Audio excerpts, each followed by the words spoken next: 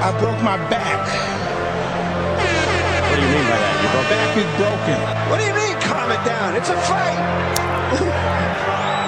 Referees telling two fighters who want to fight to calm it down? He should calm down. So he's like a clown in his show, man. He's not your guy. Because Tyson Fury's back, and all you motherfuckers are under attack. Look, Eddie Hearn can say all what he likes. Who gives a shit what Eddie Hearn says? It's garbage. Are you off your tits? Have you been smoking something? Can you let me retire and be happy? Please, just please. Bombs away from the Bronx Bomber! Water! Let's go, baby! Let's go!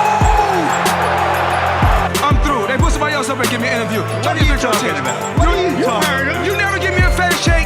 HBO needs to fire you. You don't know shit about boxing. You ain't shit. You're not shit. I wish I was 50 years younger and I'd kick your ass. I got dropped, man. Are you kidding? No, you won the fight. OMG. I am so excited. Any of you radio personalities think you want smoke? Call me Mr. Chimney. I want smoke. Yes. What is up? MCR family? Another daily edition of the show live on YouTube, podcast from iTunes, Spotify, radio, etc. I'm Matt, the Hipster Hunter. Going to be talking all things boxing today, breaking down the Andy Ruiz, Anthony Joshua rematch going down in Saudi Arabia for, some sports watching of genocide and human rights abuses. All that fun stuff today on MCR. It's going to be a great show. Plus, Charlo, Hogan. That's happening, I guess. Great co-main event, though. That Eubank Matt Korbat fight. The more we get close to this weekend, I'm really excited to see that fight and what transpires in the ring with that pairing.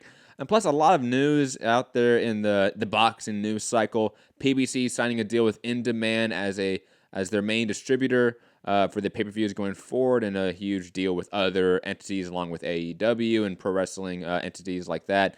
Really an expanse of the pay-per-view market when it really was contracting in the last year. Odd. So we're going to break that one down. Just a lot to get to in the news cycle and breaking down fights this weekend. Just a ton.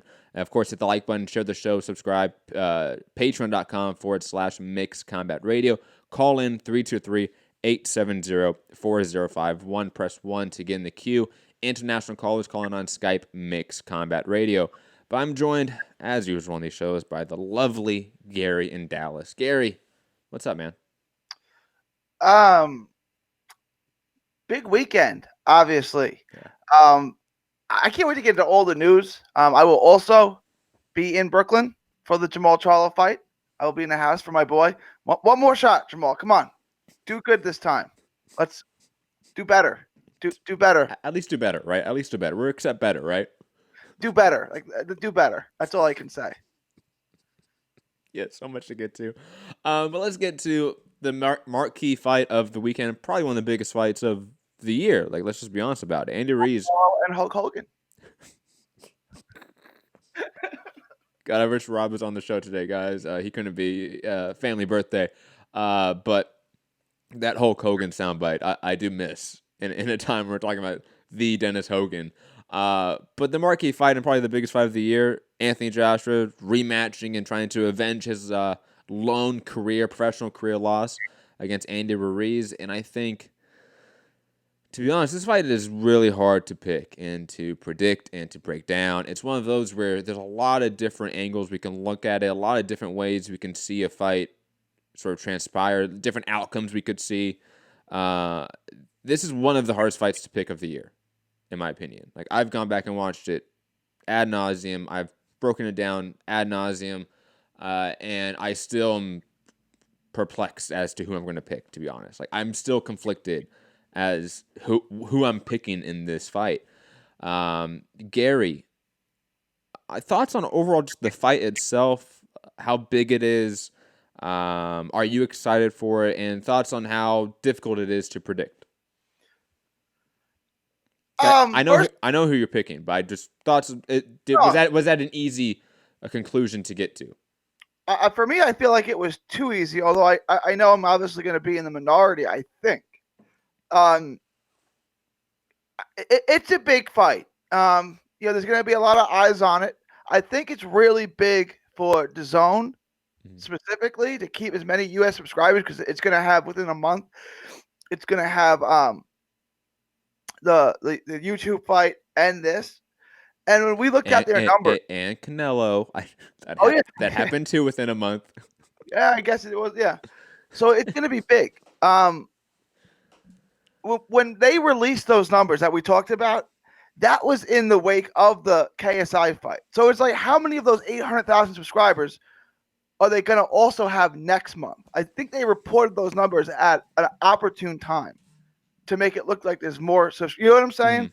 To make it look like there's more subscribers than there are. So you're saying the 8 million subscriber count worldwide, that report we heard from I forget what outlet yesterday or the day before, that was in sort of tandem with this fight coming up and sort of a PR, not stunt, but it was. Yeah, I mean, the numbers are real. I'm not saying they're cooking the books, but they're just using it at the best time.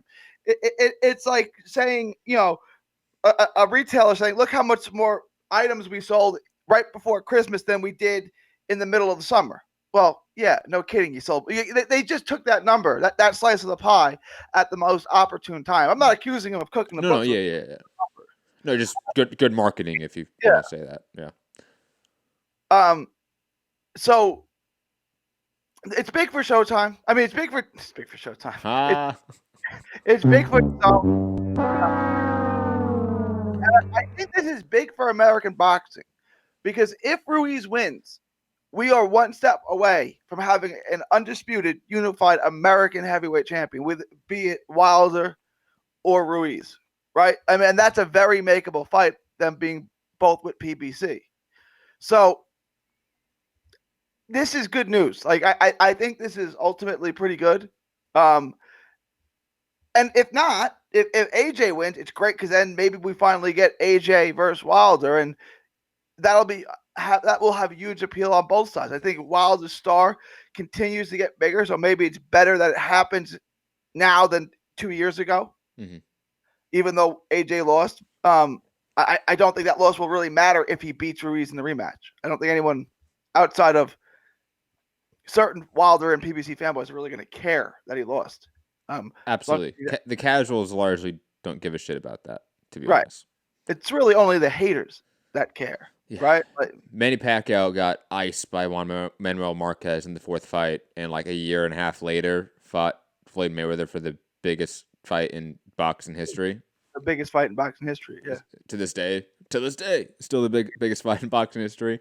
So it's just like losses mean so very little to the paying casual fan base in that way. So I agree with you. If AJ wins this fight, AJ Wilder fight's way bigger now than it was 2 years ago, 3 years ago in 2017 when the talks really first started and there was that whole saga of negotiations. But digressing more about the X's and O's of the fight, what's your pick here, Gary, and how do you see your pick winning? I'm going to take Ruiz by 7th round knockout. I think the fight looks, and it's not an obvious pick, right? You ask how I'm picking Ruiz because I think AJ can't handle the speed. He didn't take anything in the interim. He didn't take a tune-up. He didn't take a get right in the interim to try to fix that and try to shore up defensively. I just think he's too mechanical, and he did look slimmed down, which is a good sign. But he didn't have any time to fix what was broken. If I were him, I wouldn't have taken this fight. I think he's just going to get knocked out again. I think he'll have moments. People forget. We all thought in the first fight Ruiz was done in the second round. Like, he was badly hurt. Third. It looked like AJ was just going to go in and take care of him, and then AJ got caught. So it's not like AJ got blown out in the first fight. He almost had Ruiz stopped. So like, he'll have moments. I think he'll, especially early. I think he could win rounds early. I think just from a jab, stand outside and box each other, they're pretty evenly matched. But I think as the fight progresses, Ruiz will start to get on the inside, and then Joshua's going to have no answer for the speed and combinations, and he's going to get caught with something again. And I say that comes in the 7th round. All right, so I've thought about this fight a lot because this is one of my fight of the years, Gary. Like, I've been talking about this fight a lot more, I think, than others in this space, to be honest, or at least on our show. I've talked about this fight as being the fight I'm most looking forward to, the rematch I'm most looking forward to. The first fight was one of the best fights of the year. This means a lot. Plus, just the matchup we have here is so interesting. I've watched this fight a few times in the last week or so, trying to get ready for this show, and there's several things I want to point out, and some of them are connected, some of them aren't, some of them are just ancillary points, but I feel like are worth mentioning, at least in respect to a rematch. The first fight, the narrative out there right after the fight was that AJ was winning the first 2 rounds. That AJ was winning the first 2 rounds and a half, and obviously knocked down Andy Ruiz in the first minute or so, minute and a half of the third round. I think that is an overblown narrative. I think Andy Ruiz was given AJ issues from the second the fight started, to be honest, guys. I think it's something that needs to be addressed, especially if in regards to rematch, how do you work behind, how do you create a game plan? AJ cannot look at the first 2 rounds and say that's enough. I need to replicate that, because he was having issues within those first 2 rounds. Andy Ruiz was already taking the center of the ring easily and often. He was pushing AJ to the ropes easily and often. And on top of that, he was landing shots as well. People forget, look in the first 10 seconds of the second round, guys. Okay, first 10 seconds. So, if you're watching this right now, pause this show. I'm okay with that, guys. Pause the show. Go back on DAZN right now. Go to the second round. Watch the first 10, 15 seconds. Andy Ruiz catches AJ with a clean shot. I think it's a right hand. Clean. It's a combination, but he catches him mainly with that right hand, and he hurts AJ. AJ gets a little wobbled, ties up, and recovers really quick.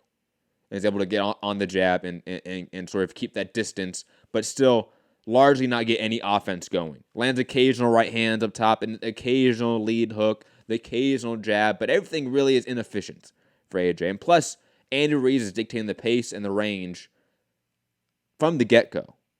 Okay? And on top of that, I think people are forgetting that every time Andy Ruiz was catching AJ, there was an effect. Right? AJ was affected by the shots of Andy Ruiz. And the same was not for the opposite. All of AJ's shots, when they were landing efficiently, were not having the desired effect on Andy Ruiz. And that is a significant issue to look forward in the rematch. Does Andy Ruiz just have the power to take out AJ at will? Does he just have that shot, that placement, that type of power? Does AJ not have the durability enough to sustain Andy Ruiz's shots? There is something there, and AJ has to adjust accordingly to that. AJ also, I think he doesn't, in a similar way to like Sergey Kovalev in the Canelo fight, Gary, right? The taller guy, the bigger guy, playing the counterboxer, playing the guy on the outside, working behind the jab, but not really committing on shots.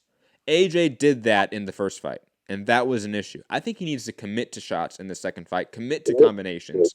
And at times when he does have that lateral movement and get that sidestep, even for a partial second to Andy Ruiz, fire off a combination. Fire off a 3-piece, a 2-piece. Something to get Andy Ruiz going backwards and off of his game.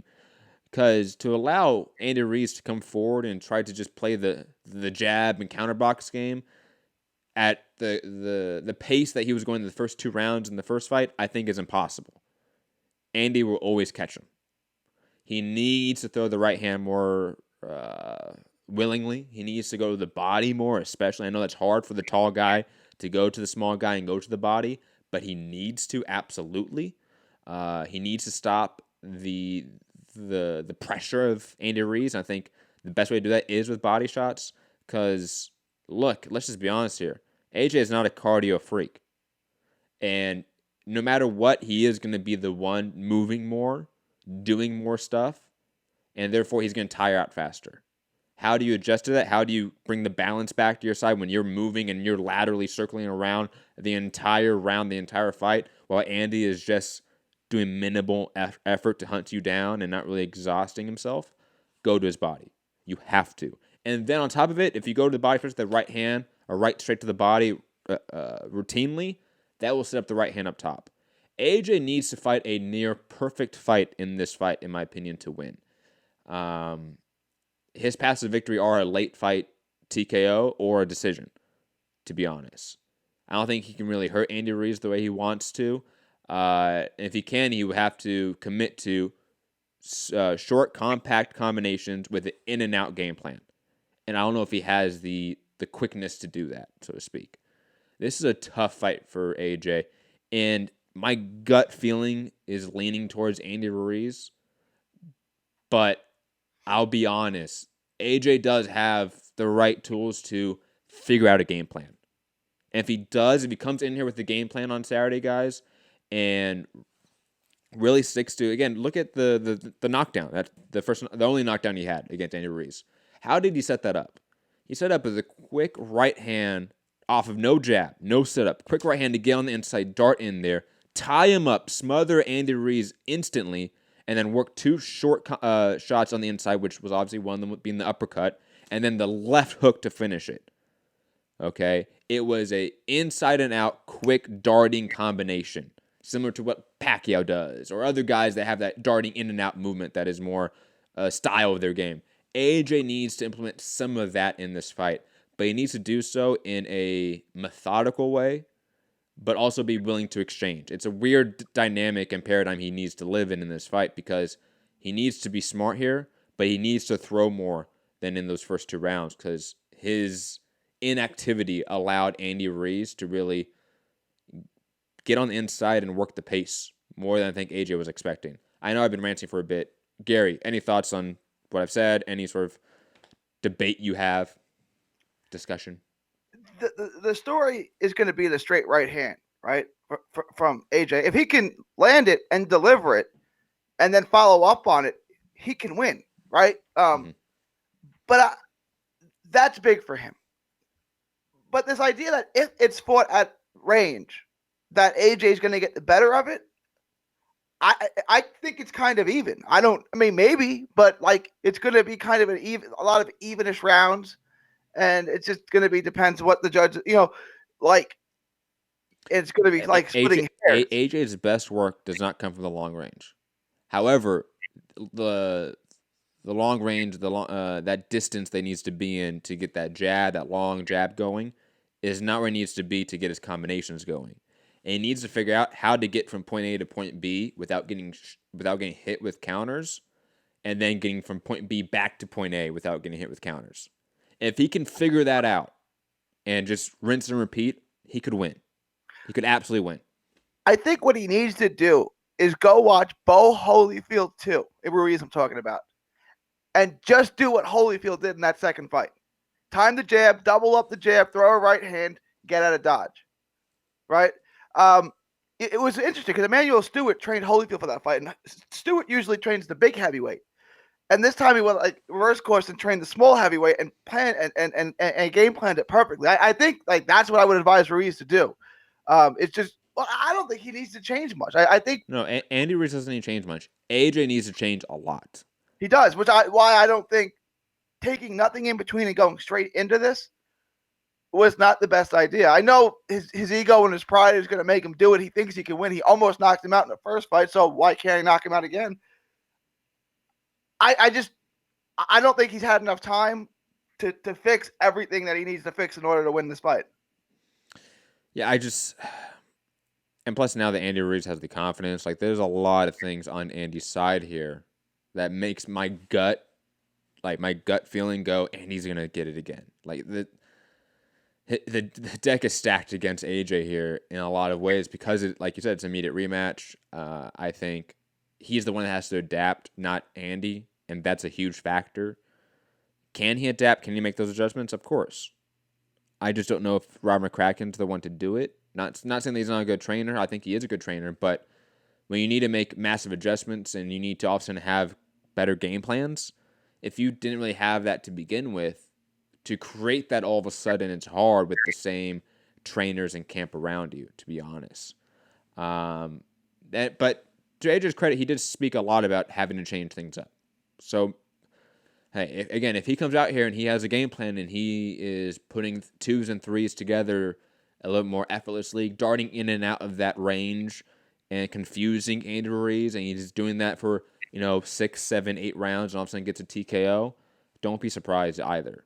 Like, this is one of those fights where, like, now that we know the possibilities here, anything's possible. Everything should not be surprising, even though it might be shocking, if that makes sense. Like, yeah, knockouts are shocking, and it's the visceral reaction, but none of it's going to be shocking, no matter what happens here. If it's a 12-round war, that's not really surprising. If Andy gets the TKO KO win, it's not surprising. If AJ gets the KO TKO win, it's not surprising. A lot could happen here, and a lot of different avenues of victory for either guys here, to be honest. It's a fantastic fight. I wanted to raise this because this is going to be a topic in the boxing community. AJ's chin. Now, he didn't get knocked out by Klitschko, but he almost did. And then he gets knocked out by Ruiz. Do you think he just eats too many shots that are way too big and eats, or do you think there's a chin issue? I think there's a defensive issue overall. Like, I do think there's a lack of head movement overall. Like, he does stick on the center line a little bit too much. But I do think, repeating back to like my very first point I said about this fight and going back into the first fight, Andy was able to land shots quickly and often, and every shot had an effect on AJ. Whether that's because Andy just has that special power to beat AJ, because that does happen, right? Some guys just have that, for some reason, that pop, that special connection to just hurt that guy routinely. Or it's a larger systemic issue of AJ's durability. I don't know. Because the heaviest hitters he's fought, he has been hurt. One of them he's recovered. One of them he's got a victory in. One of them he really didn't, to be honest. And maybe that you could mention the Dylan White fight, but that was, again, I think really far back in their games and their styles. I think both guys have improved drastically since then, so it's hard to really go back to that one. Guys like Klitschko or Dillian White hit you clean. That's not necessarily a chin issue. It's like those guys, you know what I'm saying? Like those guys hit you, they're going to break you. Mm. The question is like, why are you getting hit with big shots like this consistently? Mm. So I would say it's not a chin issue. If Klitschko or Dillian White cracks anyone, they're going to break you. Like they're going to dent you. Those guys are big hitters. Mm-hmm. You have to not get hit. And that's what scares me about Fury, right? For as good as Fury is, as defensively sound and excellent as he is, why does he get hit with so many big shots? Like, I go back to the Cunningham shot. Because he's overrated. You can't outbox? I mean, maybe. I mean, it depends on how you rate him, right? Like, but no one can outbox him. He'll go as far as his boxing skills takes him. If he gets clipped, he gets clipped. But he'll outbox anyone in the except for Usyk now. He'll outbox anyone in the division. Tyson Fury is one of the most overrated boxers I've ever seen in my lifetime. But digressing from that point. Also, keep in mind he's 6'9", right? Like that matters. Like, would Shaq be that good if he wasn't 7'1" and 350 pounds? Probably not, but he was, so that matters. Like, don't forget he's 6'9". Like that. Yeah, the physicality of a fighter absolutely does matter. Let's be honest. Any other thoughts though about Andy Ruiz versus Anthony Joshua, the rematch? We have obviously the undercard we're gonna get to, but just the main event. No, I think we covered it. I think we know where we stand, and I don't think we're much different on the fight. Except I'm more confident than you are. Yeah, you're far more confident than I am, and I'm definitely worried about all the hate comments we're gonna get from the UK fans and listeners about both of us picking Andy Ruiz. Maybe we'll just grow that much in Mexico. Maybe the Mexican fans will jump on and will be huge in Mexico. I doubt it. I doubt it. But who knows, I doubt it. Co-main event, Alexander Povetkin versus Michael Hunter. Thoughts on this fight, Gary? I mean, this is one of those fights where, like, it's heavyweight boxing, so, like, I have to, like, try to care about it at times because I don't like heavyweight boxing in a general perspective. And this is one of those fights I can feel like being a really ugly, boring heavyweight fight, to be honest. Povetkin's not a guy that is really the most exciting fighter on his own. Like, he kind of needs a dance partner. And Michael Hunter is not the dance partner to lead you to an exciting fight. So I can see Hunter winning like a 12-round decision. I can see Povetkin maybe hurting Hunter in a couple key rounds and winning a decision. But it largely be a ho-hum, tit-for-tat affair where both guys aren't really exchanging that much here. I'm going to pick Michael Hunter just from like a momentum standpoint. Like I think momentum is key in boxing and just combat and just sports period. Like momentum is massive. And I think Hunter just has way more momentum on his side right now than Alexander Povetkin. And Povetkin, from a wear and tear perspective, he's an older fighter. He's been in some fights. He's been dropped and hurt by guys like David Price, who even though has some good pop, it's David Price. Shout out to Gary's alert on his computer. And I think Mike Hunter should win a pretty mediocre 12-round decision here against Povetkin because mainly that's his style. Mike Hunter's not an exciting fighter. No discredit to him. Some guys are like that. But I just see him being more efficient here in the fight and therefore making it more of an ugly, boring fight. Gary? Yeah, and I kind of agree with you. Like I was leaning towards Hunter in boring fashion, like unanimous decision, probably wins 9 rounds. You thought he beat Fury, Yuri Fury, right? You thought Povetkin beat Yuri Fury? Yeah. Okay, because I've heard some people say that, including Paulie Malignaggi was pretty vocal about it. Thought Yuri Fury won that fight. I was like, okay, just wanted to make sure you were on board. Like I thought he beat Povetkin too. Povetkin beat Fury too. Stay off the weed. The one Yuri Fury fight I'll like argue about is the Parker fight. I thought Yuri Fury did very well against Parker. God. There was no controversy in that. That was ridiculous. And I spent $20 or $30 to watch that on YouTube. That was. That's right. I forgot about that. That was a YouTube pay-per-view. God, we got ripped off. Digressing. Povetkin Hunter. Gary, your thoughts? I think, Povetkin's not really a big heavyweight, so this is not Hunter, a natural cruiserweight moving up and fighting a big heavyweight. So I don't think you need to worry about that. I think he wins it. And you were saying, look, no discredit to Michael Hunter, because I think he's a pretty good heavyweight. I think he'll be in the top 10 picture for a while in the heavyweight division. He just, he's not an exciting heavyweight. I think he'll win. I think he'll outbox him. I think he'll do enough to win rounds. I mean, maybe he gets caught, but I think he survives it because his skills are pretty good. Mm-hmm. Again, Povetkin's not a huge heavyweight, right? He's not one of these 6'5", 250 guys. So I think Hunter wins it on his jab and his boxing skill. But I want to say, like, Larry Holmes wasn't the most exciting heavyweight, right? He didn't have the style, the old brawling style of Evander Holyfield. He didn't have the sensational power and speed of Tyson. He didn't have the speed and athleticism of Ali. He didn't have the jab, right hand, the pure boxing skill and power of Joe Louis. But he was better than all those guys because you just couldn't beat him. You just couldn't get past the jab. And then he eventually started clobbering you at right hands. Mm-hmm. So he wasn't exciting like those other guys were. But he's the greatest heavyweight champion of all time. And so it is what it is. Well, of course. I mean, skills pay the bills, of course, right? But I will say this. I don't think Michael Hunter has enough skills to ever win a legit championship. No. But he has enough to beat an aging Povetkin, is what I'm saying. Yes, absolutely. I think I think maybe Pulev he can beat. Like, it's close. That would be such a bad fight, though. God, you guys would have to pay me to like specifically watch that. Guys, listening in the chat, like, if you wanted us to cover that fight, you have to like go in the super chat and donate your entire life savings. Because no, I have more self-respect than to watch that bullshit. But I'm really curious to see like Hunter fight like the Dylan Whites of the world, the Jared Millers of the world. It's really big heavyweights that have pop, that have that more of a heavyweight demeanor, so to speak, than a Povetkin. Then he fought Usmanov. I think that was his other like big heavyweight fight, right? Chisora, like just see. I guess Usyk's probably going to fight Chisora, but I think like that's a good test. I mean, God knows what's happening to Carlos Takam with his. I was going to say that's who they're going to put him in with. You know that because Takam is a big guy, but he can't punch. Yes.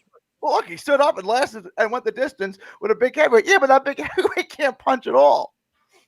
Yeah, absolutely agree with that. Filip Hrgović fighting Eric Molina in a obvious undefeated prospect fighting a faded veteran fight. Hrgović is one of those guys who obviously is a really talented prospect. I think he should beat Eric Molina. Eric Molina is a guy that's never really impressed other than maybe that one round he hurt Deontay Wilder in. And what else? What else has Eric Molina ever done to impress us? Anything? Not off the top of my head. And unfortunately, I've seen a lot of his fights. And no, I was not impressed with it. No, I mean, it's a game challenger, Yo, he lost to Chris Aola in the first round. Was it the first round? Yeah, it was the first round. Yeah, Hrgovic should win this one, guys. That wasn't recent, by the way. That was a long time ago. But again, he lost to Chris Ayola in the first round in 2012. It's 2020 now. 8 years ago.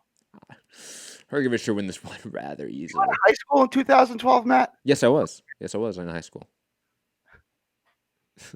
I was in high school from 2010 to 2014. Wow. So, whoa. Really? Yes, I started the decade in the prime of my life, high school. Digressing, though. Dylan White back because UCAD doesn't give out temporary suspensions and then allow fighters to fight while they deliberate their rulings on positive PD tests, a la Tyson Fury fighting Vladimir Klitschko when he popped for Christian Hammer. He's fighting Maurice Walk, so like it's not a no-name opponent, right? Like we know who Maurice Walk is, but unfortunately, true. I can largely just give two shits about this fight, to be honest. Like one of those fights again, you have to sort of pay me to watch and care about. Like I don't. This does nothing for me.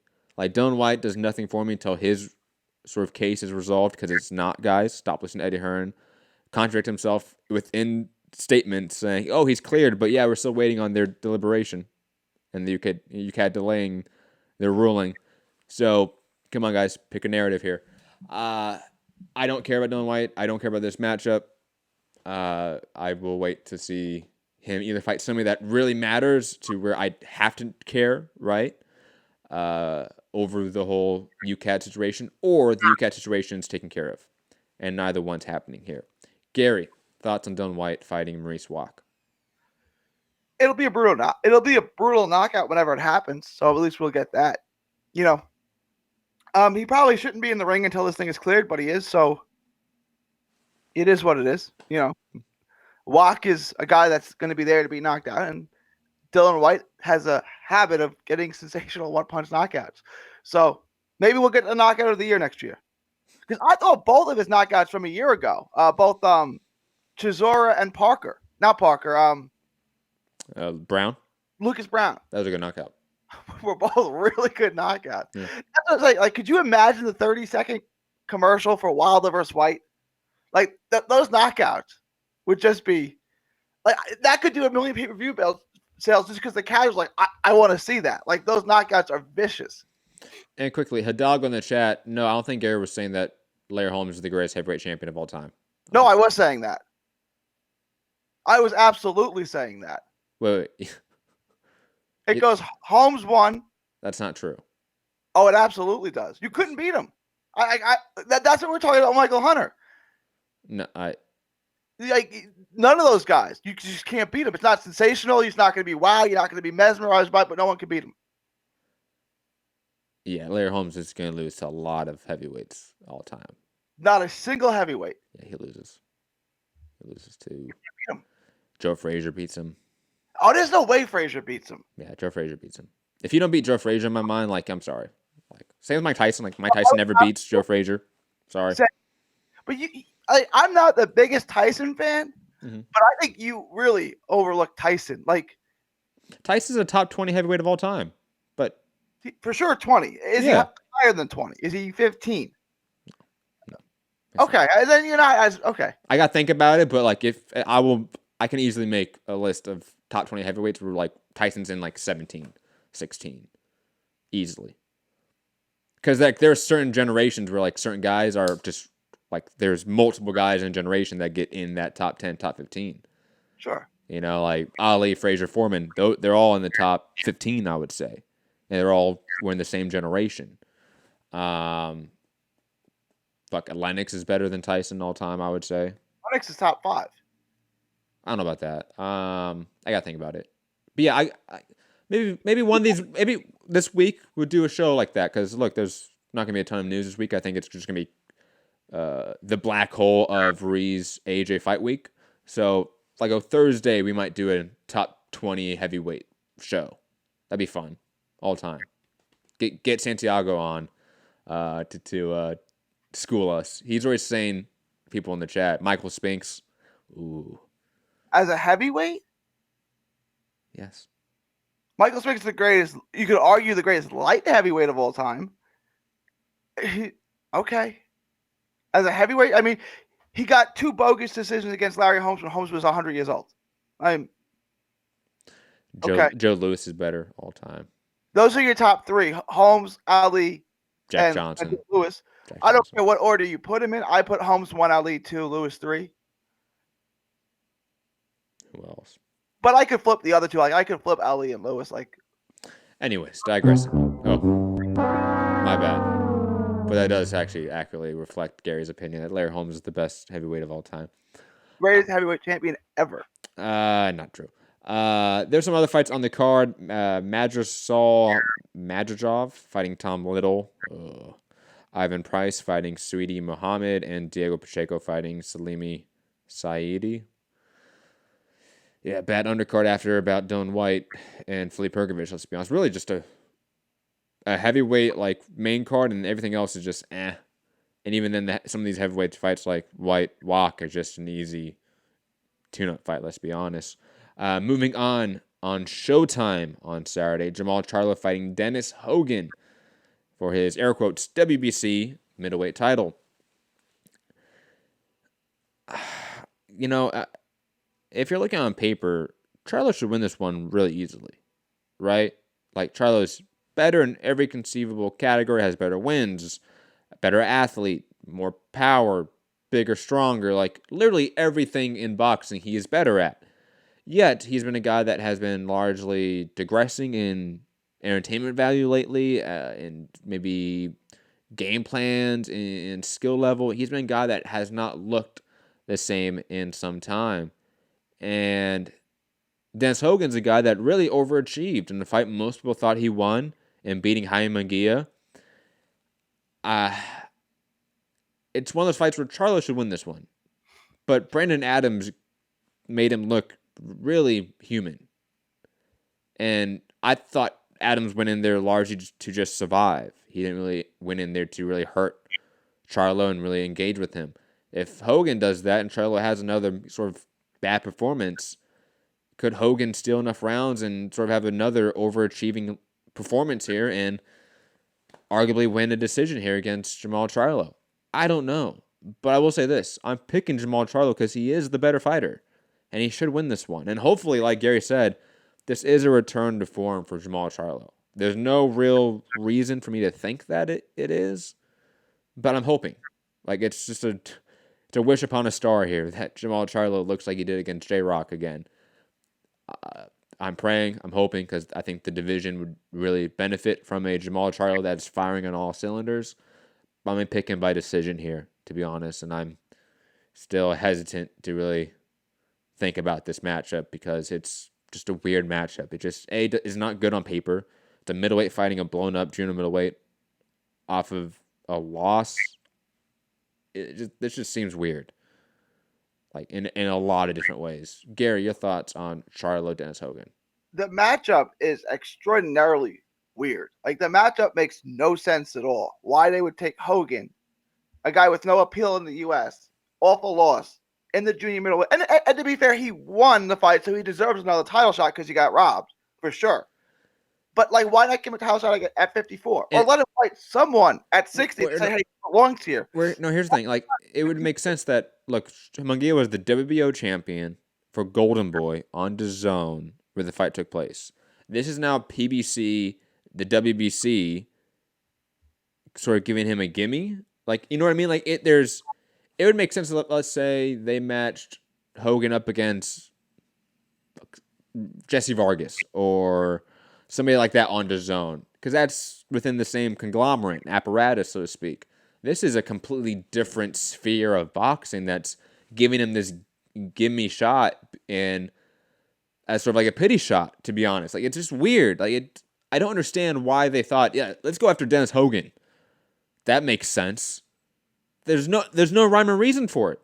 Like, again, if it was Golden Boy or DAZN, if it was the WBO doing it, it would make sense because he got ripped off in a WBO fight under DAZN, under Golden Boy. But none of those parties are involved with this fight. It's just, I don't get it. Is it, like, in some way, to be honest, I feel like it's Heyman and PBC like trying to one-up Golden Boy and saying, yeah, this guy that arguably beat your champion, we're going to give him a shot because we're the nice guys on in the industry. Yeah, we're going to show that Golden Boy is just trash as an organization. I feel like that's semi what they're doing. Like, this is some, like, corporate warfare going on here that, like, I'm not on the same wavelength for, but is happening. That's my only explanation for it, to be honest, because there's no reason to take a Dennis Hogan fight off of a loss. But then wouldn't they give him to J-Rock? Like keep him in his right weight class? That would, like, okay, I'd be fine with that fight. But to move him or give him a fight with Laura or something like that, you know. Yeah. Jared Hurd. Yeah. Although I don't know if Hurd's coming back to 54, but we'll see. But digressing. I just, this fight's weird. I don't like it. I think Charlo's going to win, but God, I just want it to be over with. I'm ready for Charlo to be relevant again. I'm going to say Charlo gets right. I'm going to say Charlo impresses and knocks him out in the 9th round. I don't know why. I just come on. Do better, Jamal, please. Just do better. You're better than your last couple performances.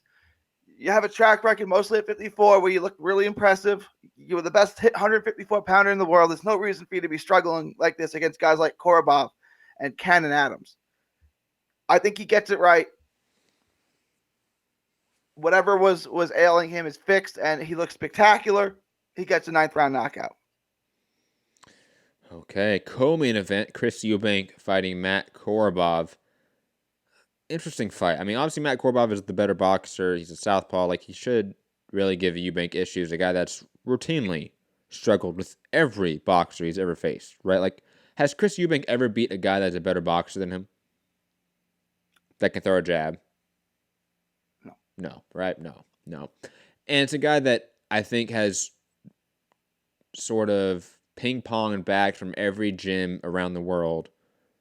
I think trying to sort of either catch some attention or clout. I don't know if Chris Eubank is serious about boxing, is my gist of what I'm saying here. Like, I don't know if Chris Eubank is serious about the fight game. And therefore, I'm going to pick Matt Korobov in this matchup. I think he's the better boxer. He should outbox Chris Eubank in relatively easy fashion here and win a decision. Maybe even hurt Eubank, to be honest. Like, that's possible. Eubank is tough, though. He's durable, so he might be able just to last for the 12 rounds and just get outboxed and look like an amateur again, like we've seen him in the past, like with George Groves and Billy Joe Saunders and others. So I'm picking Matt Korobov, but obviously everyone knows they want the Charlo Eubank fight next. They being PBC, Fox, the networks, the fighters themselves. Obviously Eubank and Charlo, I think, want that fight next. If we see a bad decision here, that'd be really upsetting, and it would definitely lead to a lot of conspiracy theories that I don't want to deal with, to be honest. Just pointing that out there. Like, if we get to like a 12-round decision and Korobov loses a split decision, I expect to see a lot of people on social media out there saying, conspiracy, he got robbed, just stuff like that. And maybe they're right. I don't know, but this is boxing. Gary, thoughts on Eubank Korobov? No, I think you broke it down perfectly. I think Korobov wins the decision. I think he outboxed him. I think it's not spectacular. I think, he's just a lefty. He's a southpaw. He's tricky.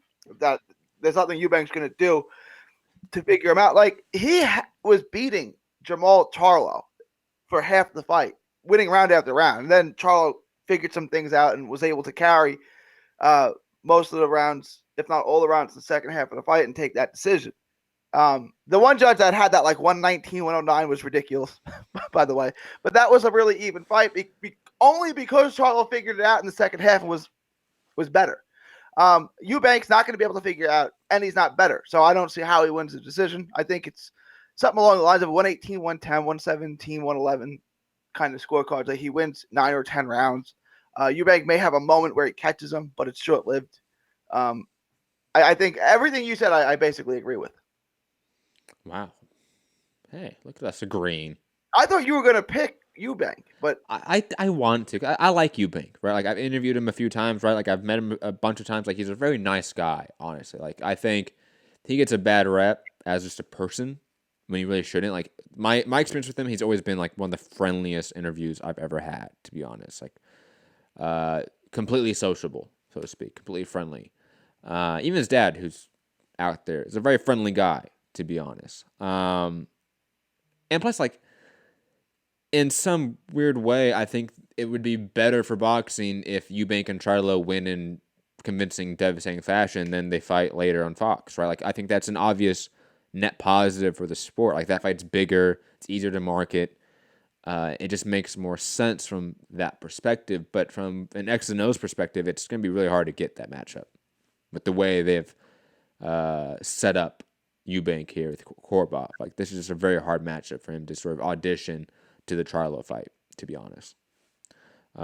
Especially since, I mean, I know he beat DeGale, but like that was not a great fight, right? Like, that fight was rough to watch. It did not show that Eubank had progressed, and honestly, to the same sort of degree as Charlo, it showed a digression in skill set, and that's just realities that I have to face, even as a Eubank fan that I am. Other title fight on the card, or interim title fight, I should say, Marlon Tapales versus Ryusuke Iwasa. I apologize if I butchered that name. You guys know me. I suck at names. Iwasa, though, is a guy that's lost in all of his big fights against TJ Doheny, Lee Haskins. Marlon Tapales, though, is a guy that's been really on a good win streak here. I'm picking Tapales, because, again, win streak, I think momentum is a huge thing. Also, though, the Philippines are sort of on a little tiny run here. Like, Pacquiao's doing good. Donaires having a little bit of a renaissance.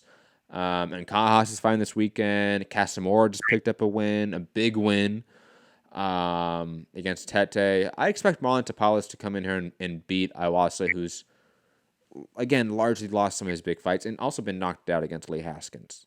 Like, that's a huge red flag for me. It's Lee Haskins, guys. Was that like, did he get knocked out or did they stop it? It was a TKO stoppage. It was a TKO stoppage. But Lee Haskins was one of the subjects of my first ever boxing article. So I remember that fight vividly. And yeah, again, Lee Haskins was not the greatest fighter in the world, and he really overachieved in terms of his ability and skill set. Marlon Tapales is one of those guys who's really good. He's not the best, obviously, at 122, because 122 is a very good division, but he beats Iwasa without question, in my opinion. Gary, any thoughts on this fight? Yeah, like you said, Iwasa loses all of his big fights. Tapales is a big fight. I think Tapales wins the fight. I'll go as far as to say he knocks him out because Iwasa's been stopped before. So I'm going to say Tapales knocks him out 8th round. I think it's fairly one-sided, and he stops him. I don't see how this. Again, it might be decent from an action standpoint, but I think it's largely one-sided. I think it's gonna be a fun fight. Like, Iwasa was never in a bad fight. Right? Like, even his losses against like TJ Doheny, that was a fantastic fight. People forget that. Obviously, but go back and check out the TJ Doheny, Ryusuke Iwasa fight. Like, that's a really fun matchup that led to the Daniel Roman fight, which was a fight of the year contender. Moving on, Emmanuel Alim coming back from his draw against, who did he fight again? Matt Korobov. That's right. It was the same thing. He lost the first 5 rounds and won the second 5 rounds because he was able to adjust. And then Korobov was kind of not that good once you figure him out. That is true. Fighting Ronald Ellis, obviously the brother of Rashidi Ellis. Both guys, though, with similar resumes, 18-1-2 and then 16-1-2. Both guys losing and finding draws in significant fights and fights that they should have, if they won, they would have really maybe gone up to a championship level. I may pick Alim here. I've always liked Alim's style. I think he's always a fun fighter. And Ronald Ellis is definitely that like brother syndrome. Where, like, one brother is really good and the other is like he's good, but like, you know, he's the other brother. And I think Ronald Ellis has that factor here with Rashidi Ellis.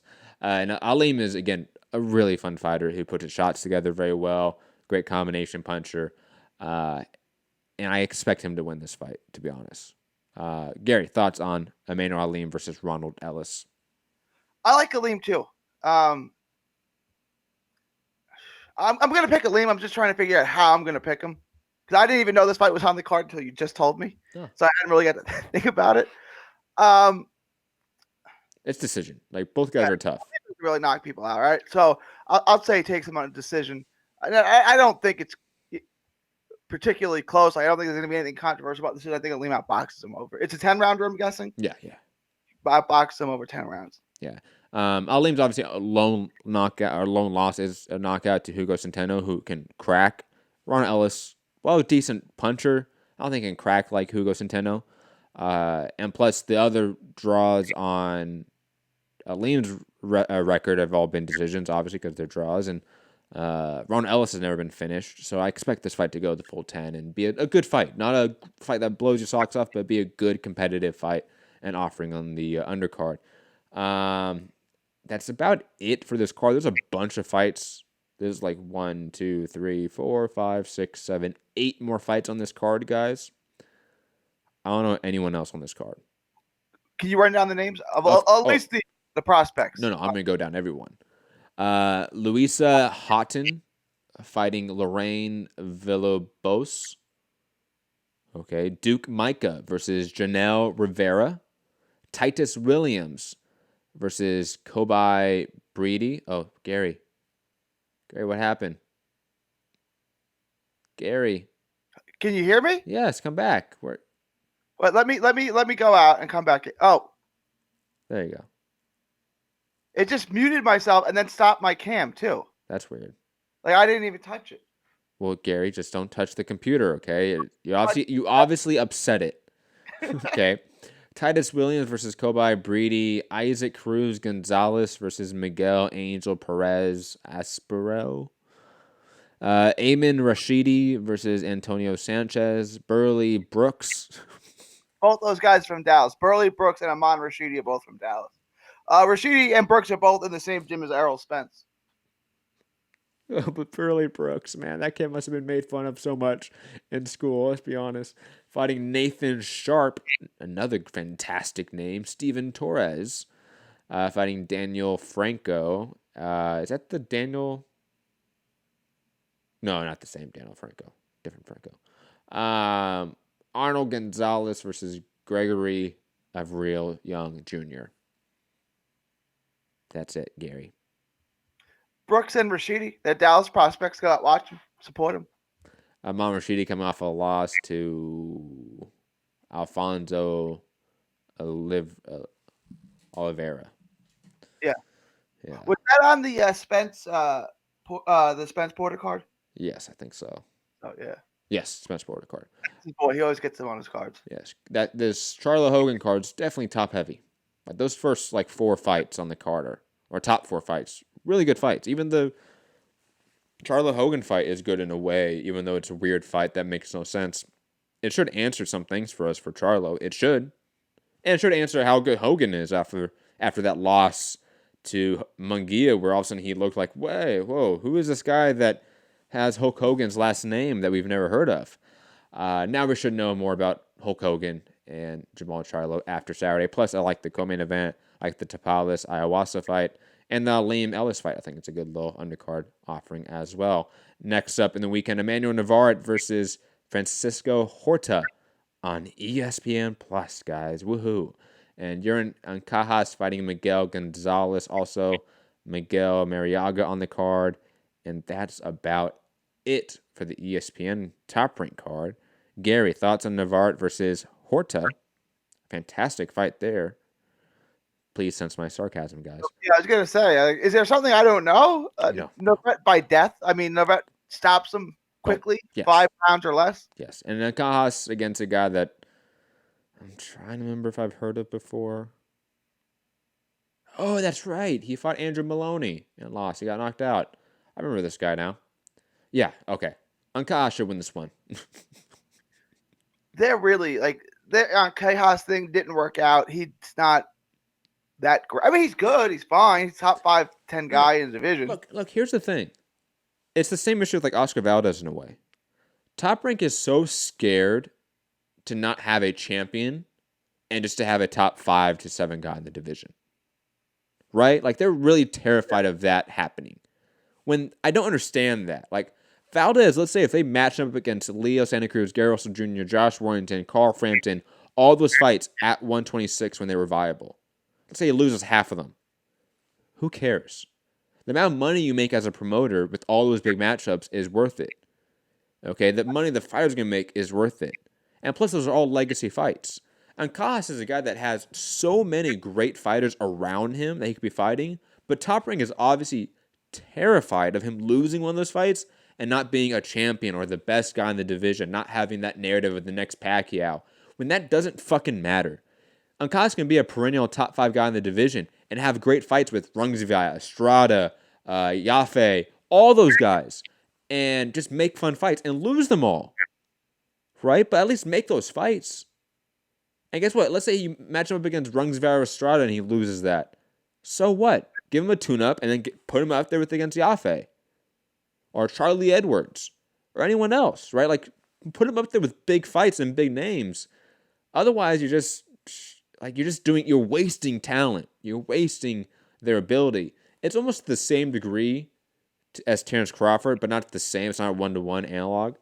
Because I think if Top Rank viciously and like aggressively went after a Crawford Ugas or Crawford Lipinets fight, they could get that matchup. Yeah, they just don't, because they're terrified of the idea of him losing that potential matchup. Yeah, I'd be. Are you talking about Top Rank terrified of losing Crawford? Or anytime they have a piece on the chessboard, they're terrified of losing that piece, so they don't move him anywhere. I would agree with you, and I agree with you on Crawford too. But like, there's no point in having Crawford fight Lipinets. He's not going to lose. But what if he did? Like, then you just lost the Spence fight, for at least for the time being, and maybe Spence leaves the division, and then you never get it. So, I would be, if I was Top Rank. I agree with you on all those other guys. With Crawford, no. I'm telling you, it shows that you don't have faith in your own fighters as a promoter, and that's an issue. Like, I guarantee you, these fighters think that. Like, they have issues with the promoters sheltering them because they want these big fights. They think they can win these big fights. Their promoter is sheltering them. It's the same way with like Oscar and Canelo for a long time. That was a big reason for the rift back in 2013, 14, right around that time period of the Laura fight, them trying to get the Cotto fight. Canelo wanted these matchups. His promoter said, "No, you can fight the Angulos of the world and the Liam Smiths of the world, and you can just make money." And we never have to worry about you losing these big fights because you're going to take fights we know you can win, and we're safe here in our little tiny bubble. That shows that you're a limited promoter, you're a scared promoter, you don't have faith in your own product and your own fighters. Like, I get the idea that the potential to lose the Spence fight is massive, but I don't think that's even a possibility. Like, if Crawford loses to Lipinets or Ugas, I don't think the idea that the Spence fight's gone forever is real. Same thing with AJ losing to Andy Ruiz. Like, I don't think that means the Wilder fight's gone forever. Even if AJ loses again in a rematch, I don't think that means the Wilder fight's gone and it's not a big fight and AJ doesn't make tons of money throughout his career. That doesn't mean jack shit. Fighters have taken giant L's, embarrassing L's, all throughout boxing history and bounced back and been fine. We as a fandom and as a community are very forgiving of fighters, whether it's from losses, whether it's from PDs, whether it's from anything. We forgive fighters. Okay, that's just a reality of athletic sports fandom and boxing fandom. So I understand the worry, but that worry is, I think, largely overshadowed by the potential to make good fights, greater fights, and on top of that, angle to get that Spence fight. You know, like, if you're smart, if you're Bob Arum and you're really smart, you go to Al Heyman and say, we're gonna make the Ugas fight first quarter or the Lipinets fight for Crawford first quarter of 2020. Give it to us on ESPN. Then we will go to Fox pay-per-view for the Spence fight, and the rematch winner gets to decide. Boom, end of done. The negotiation's done. Al Heyman would take it in a heartbeat. But they don't. They're terrified of losing. And I think a lot of promoters have this too. It's not just Top Rank's issue. But I think promoters have this issue, period. Sorry, ranting there. But back to the Top Rank card. Navarrete should win here. by devastating fashion, and Kaha should win here by devastating fashion. Like, this is really a poor offering from Top Rank here, to be honest. It's a showcase night. Let's call it that. I don't understand why they just don't scrap this event and like put Navarrete and a Kaha and make a massive event for next week. Right? Because you have Crawford against a no-name mandatory. You have the really good Comey Lopez fight. And what else is on that card? I think Michaela Mayer's on the card. Yeah. And that's about it, I want to say. Imagine if they had Navarrete and a Kaha on it. That's a stacked card. And then we are much more forgiving of all of these bad matchups. Because the sum of the parts equals a greater whole. But Top Rank has an obligation at ESPN. They have to fill X amount of cards, right? A lot of cards. Do you know how many people are going to watch this fight? I'd say roughly 0. No, there's some. There's some. I mean, ESPN Plus does have 3.5 million subscribers, so some of them are going to be watching this. But I want to say there's a UFC event this weekend as well. So that's ESPN Plus as well. So that'll be cutting into the market, so to speak, for Top Rank. I don't expect it's not going to be high. 100,000 people, tops. I would be shocked if it's 100,000. Oh, come on. You have enough people that hate Showtime, that hate PBC, that would rather watch this. Okay. They're not smart people. They're not smart people. They're not rational people. But you have idiots out there that hate PBC and Showtime that will sit there and watch this card over it. With all the college football on, with all the boxing on, I'm just going to find something. I would watch that Sunday morning before NFL started. Like I would. I would not. Like, that's not appointment television. And I like both those fighters. Like, I think they're both entertaining fighters. But, I mean, fight somebody good. Fight somebody good. Like if I wasn't going out of town, I'd have, like, Saturday would be great. I would have the fight in the afternoon. Then I'd go watch the rest of the SEC championship game. Then I'll watch Charlo. And then I'll watch, like, the WAC championship game or whatever. Like, that's a great day.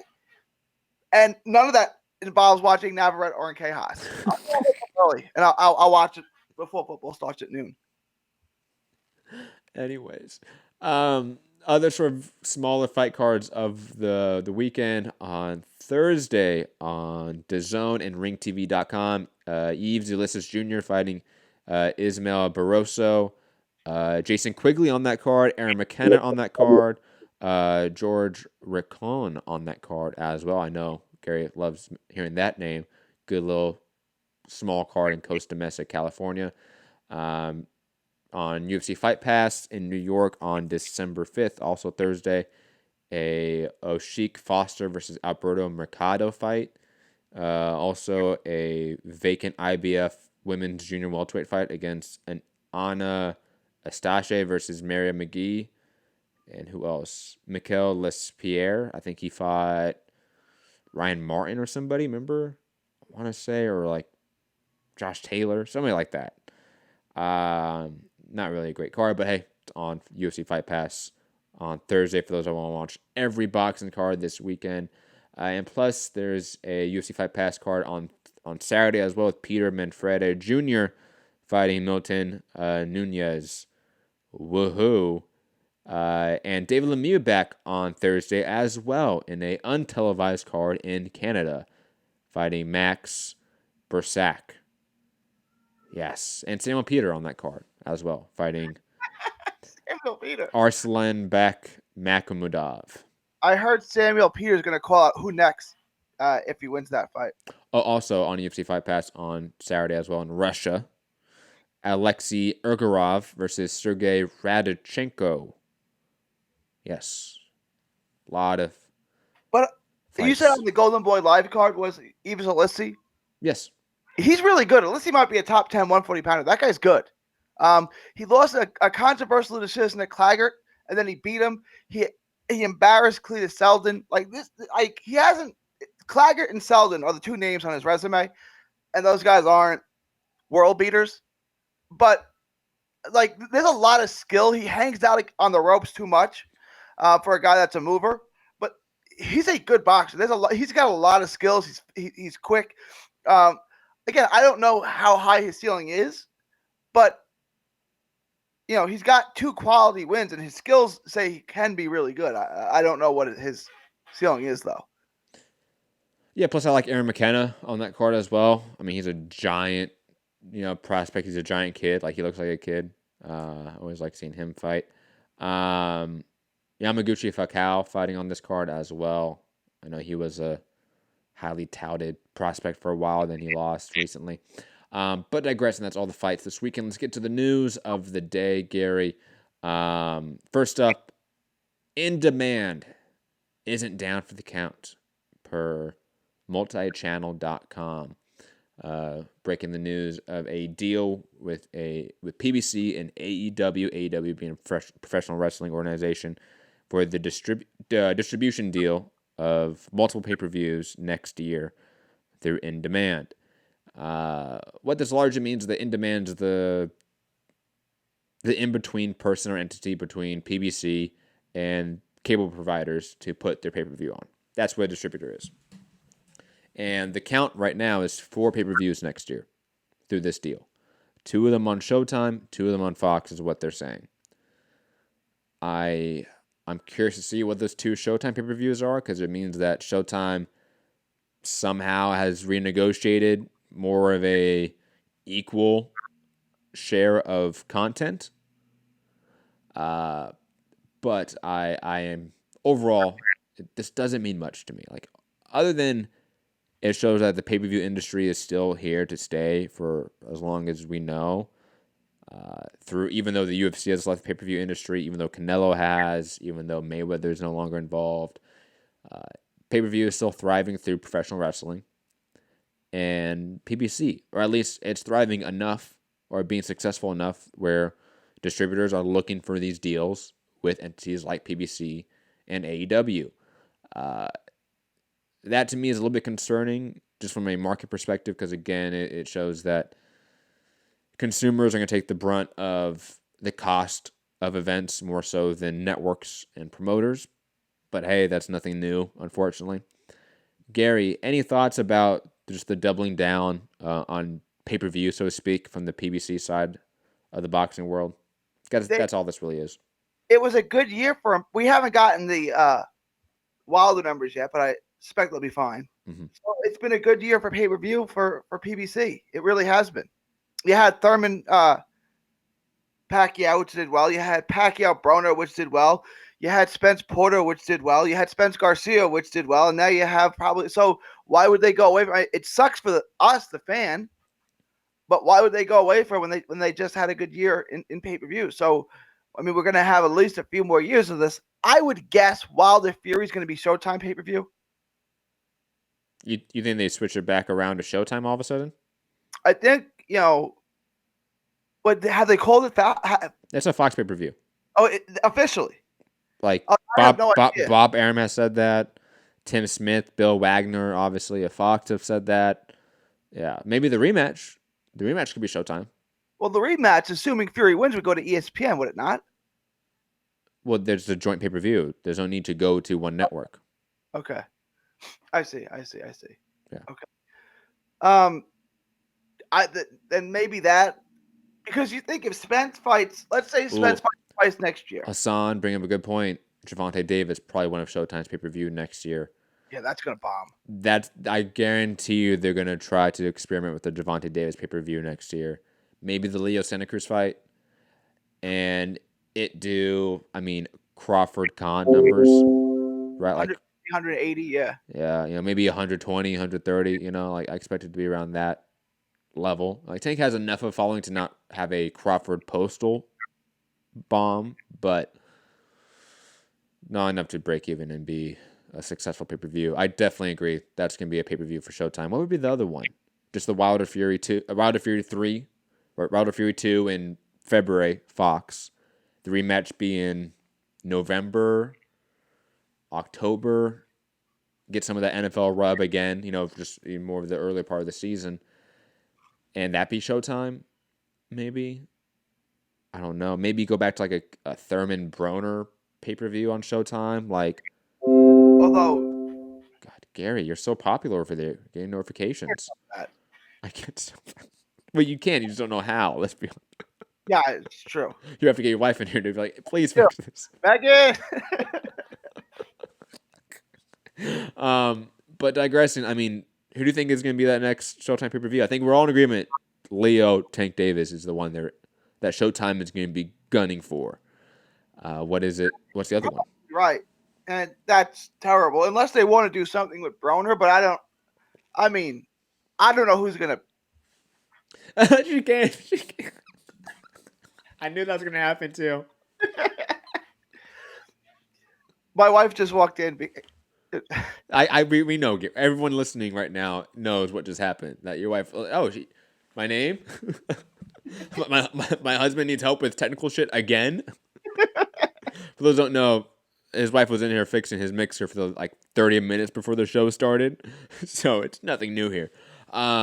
She's done it in 2 shows. I do wonder. What's that echo? Because she wasn't here. Yeah, there's still a little bit of an echo, but that's beside the point. If I'm ranting, Gary, just mute yourself. By the way, I do wonder if we see a return of Broner as a pay-per-view commodity or matchup for Showtime, because obviously he was their one Showtime pay-per-view this year. Was Broner Pacquiao, right? They didn't do any other pay-per-views this year, from what I remember, right? Every other one's been Fox. Yeah. I again, maybe a Sean Porter Broner 2 pay-per-view. Hey, Showtime's gonna try to get something here because Fox is gonna be gobbling up all the premium content because they think they're the premium network. And if that goes into pay-per-views as well, so I don't know what Showtime's gonna grab here that's gonna be adequate as a pay-per-view other than actually truly grabbing a premium content like an Earl Spence Danny Garcia fight. But maybe I'm just really harsh on Showtime at this point in time. Like, they're down this year by 37% in terms of viewership. Like, I don't see why Al Heyman would all of a sudden look at this year and say, let's go back to Showtime a little bit, guys. I don't see why he would do that. I think if Heyman's smart, he gets as far away from Showtime as possible. He makes Fox the home of PBC. That's what he should do. Gary, any thoughts? I think you're right. I think it's Wilder's second fight and Tank versus Leo, which Wilder's fight will do great and Tank's fight will do terrible. So it'll be a mixed bag.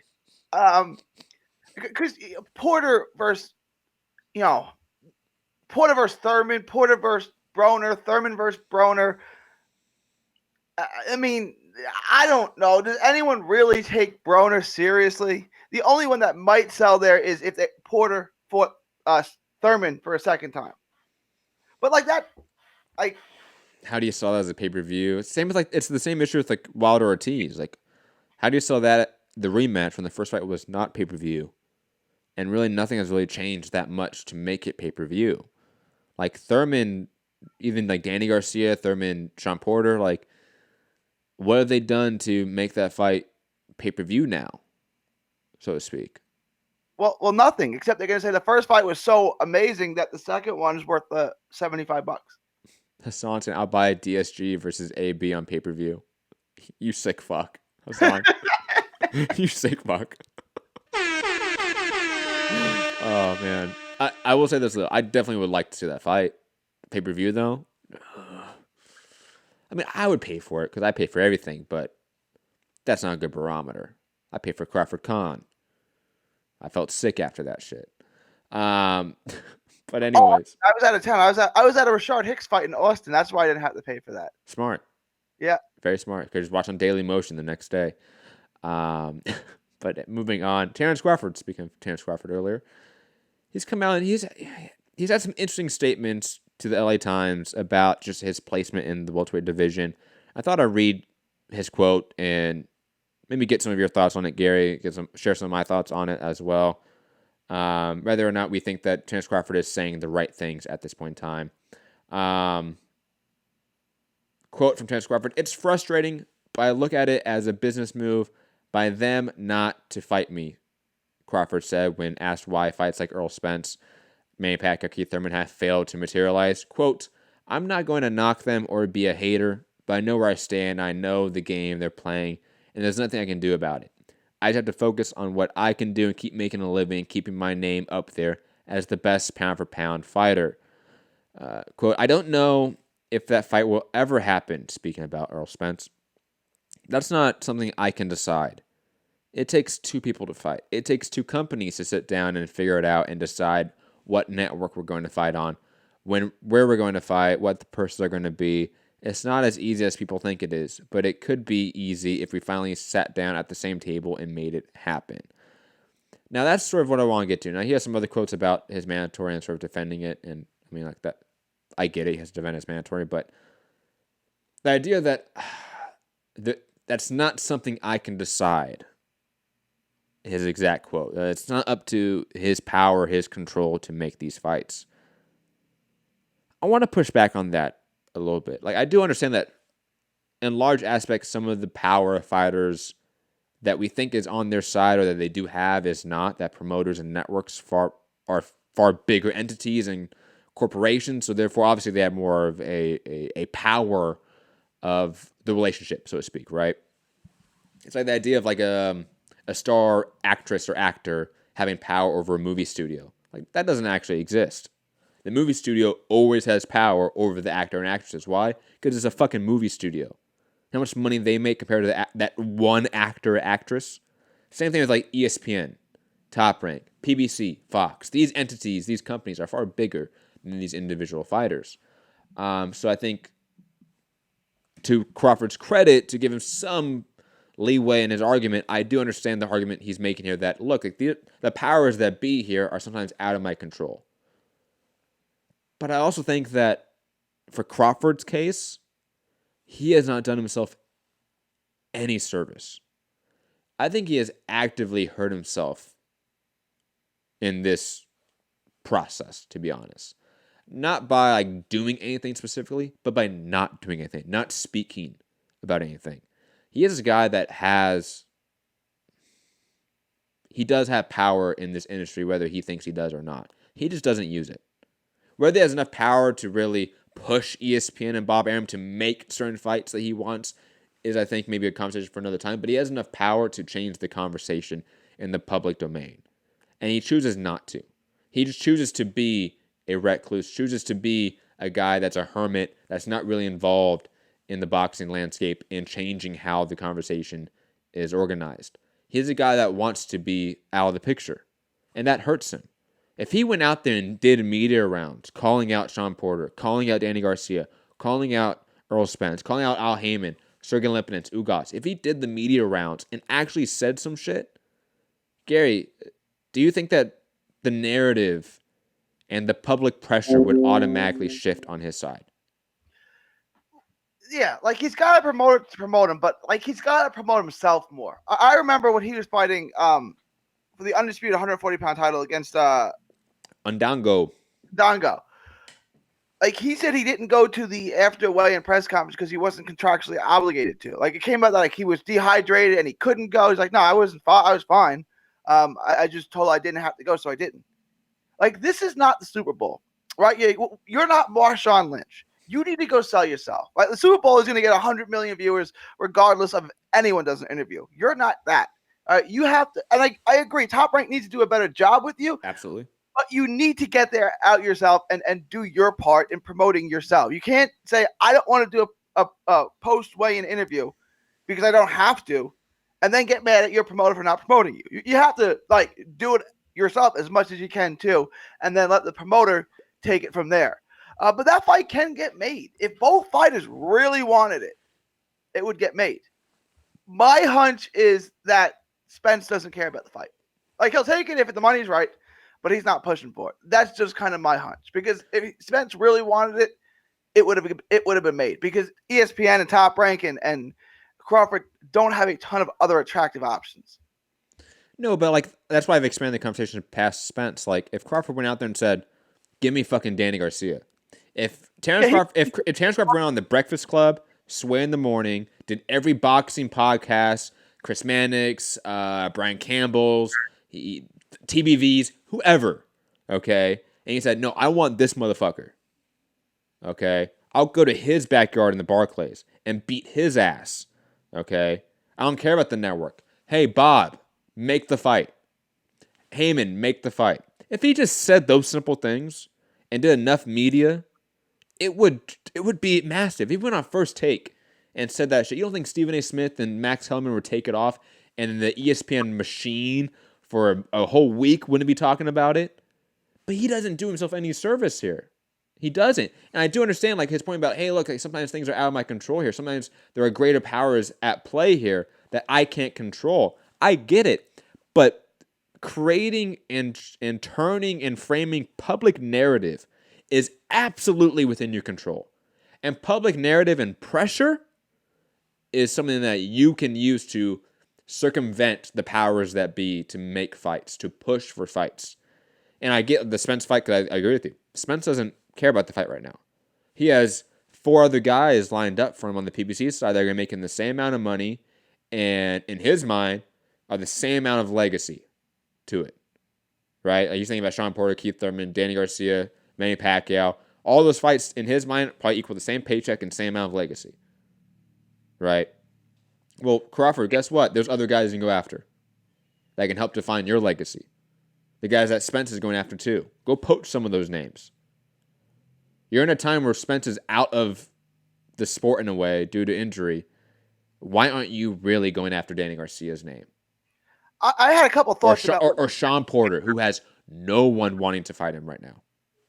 I was going to suggest I would start with Keith Thurman, because Keith Thurman will mouth back and help sell the fight and get it made. But then just go down the line. Porter, I would go on First Take with Max and Stephen A., who pretends to like boxing, and be like, look, I thought Porter beat Spence. Y'all thought Porter beat Spence, and there's enough people out there who think he did. Let's make that fight. Like, Spence is scared to fight him again. I'll find him. Go out there and make it. But I'd start with Thurman, and if that didn't work, I'd go down to Porter and then Danny. But I would start. I think Thurman's the biggest money fight. I think it's the most interesting fight. I think it's the easiest to sell. So I would start there. And start with Thurman.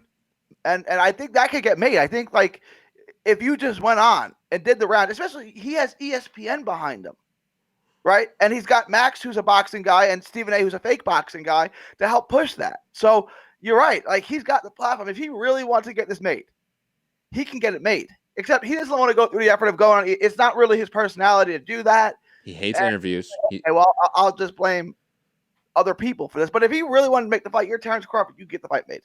Maybe not with Spence, but the other guys, Keith would love to fight you.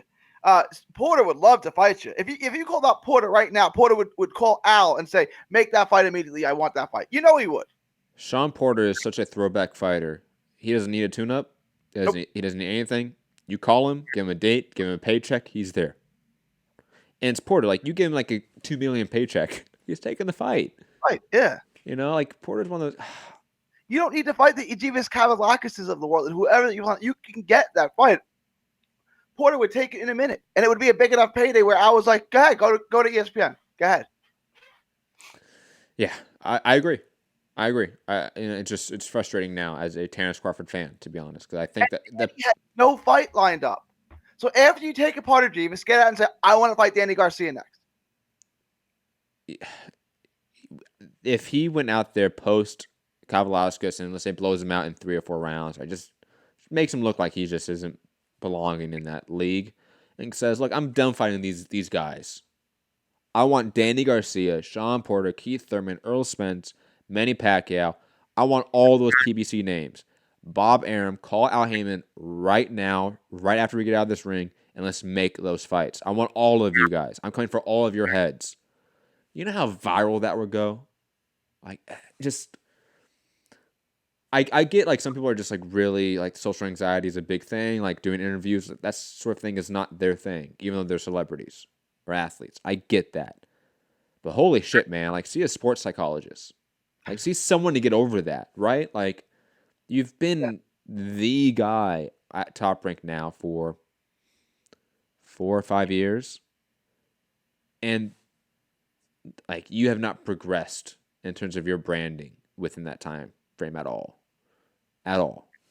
And I think that's in large part due to you, Terrence Crawford, and obviously to Bob Arum and Top Rank, because they've done a very shitty job to promote you as well. But I'm not surprised they've done a shitty job, because you've done a shitty job as well. You know, it'd be one thing if Crawford's out there doing so much media, promoting himself better than anyone else, and Top Rank was still shit. Was still not really promoting him over Lomachenko. It would be a big issue then. But right now, I mean, I can't really blame Top Rank as much as I do in other instances, to be honest. And I'm not really a Top Rank fan, but I mean, again, Terrence Crawford, he has power. He has leverage. He just doesn't use it at all. Moving on, Gary, unless you have any other points to make about Terrence Crawford. Chavez Jr. is making his case against the Nevada State Athletic Commission. Quote, NSEC does not have subject matter jurisdiction to suspend unlicensed boxers. That is the line that his attorneys are going after. And I will say this to remind everyone, because there are some people that still don't understand that, oh, he's not licensed, so therefore they shouldn't have been testing him. Look, you scheduled for a fight, therefore he's under their jurisdiction. Point blank and simple. Chavez's name came under their schedule, therefore he's under their jurisdiction whether he's licensed or not. That is Nevada law and its interpretation of its law. And to remind people, an MMA fighter, Vanderlei Silva, I don't know if people know that name in the boxing circle, but Vanderlei Silva had the same exact case. Evaded a test. He was not licensed, but he was scheduled to fight. And he had the same exact narrative and defense in his case. Gary, you want to guess what his suspension looked like? The Silver guy? Yeah. 6 months? He had a 3-year suspension. Oh, wow. So I really hope Chavez continues this defensive line because it worked so well for Vanderlei Silva, who received a 3-year ban. So I expect Chavez Jr. to not get off. God, Gary, just what is it, like email notifications? What is it? This is I don't know. Like I really don't know. It's just something. It's just a thing, yeah. It's the thing. But anyways, Chavez Jr., his defense of his suspension is laughable, just from a pure precedent standpoint. I expect him to not get off with this defense and get a suspension, because that's the precedent in Nevada. And Vanderlei Silva is a great example and case study of what happens when you try to use this defense and you have a history of PEDs and you've evaded tests. They're gonna throw the book at you. And I expect them to kind of throw the book at Chavez now, to be honest. Like, refreshing my mind about similar cases, I expect a 2-year, 3-year ban for Chavez Jr. Wow. Yeah. Oh, I'll be wow. honest. It's his 3rd time popping for a banned substance or PED. It's the 2nd time in Nevada. Oh, right. Well, it's at that time you have to understand, like, it. But like, if you fail, if you have a PO and you fail for weed, that's one thing. If you fail for crystal meth, that's a far different thing. You know what I'm saying? It's like, okay, I don't think all fails are equal, kind of thing. Of course not. But from a pure number standpoint, this is now your 3rd time popping for a banned substance. 2nd time in Nevada. 1st time in Nevada was for a diuretic. It wasn't for just a simple marijuana suspension. I expect him to throw the book at him. And for a guy that's kind of been flippant about the rules and about respecting the due process and the commission does not like that. Like, think about, like, cops. Like, the worst thing you can do in America is be disrespectful to a police officer. The worst thing you can do to a commission is treat them without real authority and without real respect. And Chavez has done that in their minds now for a 3rd time. I expect them to throw the book at Chavez. 100%. If they don't, I will be surprised. That would be very uncharacteristic of Nevada, to be honest. Nevada is a commission more than any other commission that I've covered in my lifetime. They are vindictive. They take things personal as a commission, and Chavez is personal for them. I expect that completely. Gary, thoughts on the Chavez defense of, hey, we weren't under your jurisdiction, but that defense not really working throughout its history, so to speak? It's not going to work because his name was attached to the fight. When this first came out, I said, well, maybe his name wasn't attached to it because I know that there was rumored a long time before that it was announced, and maybe that was why, right? Maybe it was still Jacob's first TBA, and it's like, well, I don't have to take it. My name's not attached to it. You can't say because the contract's not signed, because then I could just not have him sign the contract till the day before the fight. You know, so there's a reason why they make you do that, right? Because it's easy to cheat if it has to have a signed contract. He's going to have a defense. I think it's going to be a little more complex than that because that's a losing case off the bat. You know, he's got a lot of money. Eddie's got a lot of money. I think they're going to defend this thing better than that. But we'll find out. If that's all it is, this is simple, easy, and short case, which is why I think they're going to have a better defense than that. And I maybe just don't know what that is yet. Yeah. Again, the hope from case that already has a recent precedence for losing. Like you can't just go in and argue that because it just got defeated. And the guy got 3 years or whatever, 3 years. It's like, you got to come up with something different. And look, Eddie's not dumb. He doesn't have dumb lawyers. Like, they're going to know that. I would think. I'll be honest. I don't think Eddie's involved with this at all. He's got a lot to lose, though. I guess not. If he sells tickets, he sells tickets. Exactly. Bro, like, Eddie's going to make money regardless now. Yeah. And if he doesn't have to pay Chavez his payout, which is probably a lot, he probably even makes more money.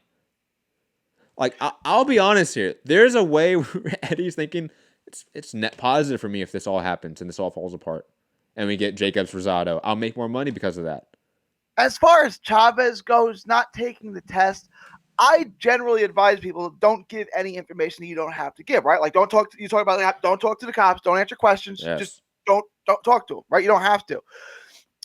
When it's your paycheck on the line and your livelihood, like, I'm not saying give the test without clarifying, but you better get Eddie or someone in the know on the phone like, hey, do I have to take this test? This would be like, I don't have to take it. I'm not taking it. If I have to take it, I'm going to take it. you know, like when you get like you go for a job interview, right? And you're about to get the job, but they want you to get tested, right? So I go to a local clinic to get tested, right? For marijuana, whatever bullshit, right? All those fun drug tests. That would be like me being like, I don't have to do that. What are you talking about? No, I don't have the job yet, technically. So I don't have to get drug tested. But Right. they're like, but no, in order to get the job, you have to get, no, I don't have the job yet. You can't test me. I'm not under your jurisdiction yet. It's like, but the process to get the job, you have to be tested. It's the same thing here, guys. Okay? I don't understand the disconnect from some fans here. But hey, this is such a funny story to me. I cannot wait for December 18th. I'm going to be glued to my Twitter feed waiting for like John Nash or Paul Gift or anyone else that's in Vegas. Maybe, God, who would be there? Maybe a Sean Sattel, maybe a Ryan Burnett. You know, not Ryan Burnett. God, who am I thinking of? Who's the Ryan Burton? Sorry, Ryan Burton of Boxing Scene. Some of the Las Vegas reporters be glued to their timeline on December 18th. Cannot wait. But Gary, moving on, unless you have any further thoughts about Chavez Jr. Not really. Yeah. No. It's just amazing how stupid this is. Like, it's just take the test or get someone on the phone to take it out of your hands. Here, talk to my promoter. I don't even speak English at this point. Talk to my promoter. If I have to take it, I'll take it. If I don't have to take it, because Eddie's got to know that, right? Or someone has to know that he had to know the law. No. You don't remember this part? Okay, so it did happen, Gary. That did happen. The Vada collector was there for like the whole day. They had Frank Smith calling Matchroom's legal team to see what was going on. They called Chavez back and said, "No, go take that test." Then Chavez is just a moron, right? Like, I don't blame him. Like, I'm not giving you anything unless I have to. I have to, or I'm not going to get paid. Okay, here it is. But like, once they told you take that test, you better take the test. Now you're not just talking about you're talking about your personal money. The best part is that Eddie has been defending this shit forever, but his own fucking legal team said, "Yo, take the test. Take the test." And he's like, "No, man, like, it's okay, guys. Like, it's no big deal. Let's go keep selling tickets. No, nothing to see here. Nothing to see behind the curtain here." You know, when I was saying don't talk to the cops, don't answer questions, if your lawyer says, say this, you better say that, right? Because the answer is usually no. If they're telling you do it, you better do it because they know what they're talking about. Oh, God. Chavez is the greatest boxer of all time, guys. Like, he is truly the TBE. The amount of fail son stories of who they see to Chavez Jr. is just fantastic. Like, I can't wait in like 20 years, Gary, when we get the 30 for 30 on Chavez Jr. I cannot wait for that, man. It's gonna be fantastic. Or like the one night, but it's like the one career, and it's Chavez Jr. for an hour long. I cannot wait for that. But moving on though, because we're in agreement here. Chavez, gigantic fucking idiot, and probably waiting to hear the defense now. Like I want to hear this. yeah. Like, I want to know how his argument sounds. Like, okay, give me your case. Remember the Brian Vera fight when Chavez was so annoyed at getting hit to the body? He told the ref he was getting hit low. That sounds like a Chavez thing to do. Getting hit with like clear body shots, being like, "No, man, this shit's low. It hurts. Please stop it." Moving on though, via Dan Rayfield at ESPN, a deal for a featherweight title unification bout between Shakur Stevenson, who won a vacant belt by one-side decision over Joette Gonzalez on October 26th, and fellow undefeated titleist Josh Warrington, who has made 3 defenses, is on track. Top-ranked chairman Bob Arum, Stevenson's promoter, told ESPN on Tuesday. He has been in talks with Warrington's promoter, Frank Warren. Quote, "We're making good progress with Frank about doing it," Arum said, adding that if the deal was finalized, the fight, which would air on an ESPN platform in the United States, likely would take place in April or May in Warrington's home country of England. So, guys, it looks like what we know so far about the Josh Warrington-Shakur Stevenson fight is that it would be on ESPN, obviously, and that it would be in the UK, Gary, and also April, May, sort of like a late first quarter, springtime fight time for Josh Warrington, Shakur Stevenson. Gary, are we now like in the belief that this fight 100% happens next? I really do. And I love this from Shakur. Young champion. I mean, you argued and probably argued correctly that his title fight was his victory lap. Now go fight a real fight. I mean, your point is fair. I mean, he fought a decent prospect who hadn't really beaten anybody yet and wasn't setting the world on fire, but, a decent fighter. It was like when Tank fought Liam Walsh in his first defense, right? Like, okay, he's a decent prospect. It's not exactly... Yeah, if it was reversed, like if Javon Davis fought like Liam Walsh for a vacant belt and then fought Pedraza, like that would be almost the equivalent to this. But Josh Warrington much better than Pedraza. Just want to point that out.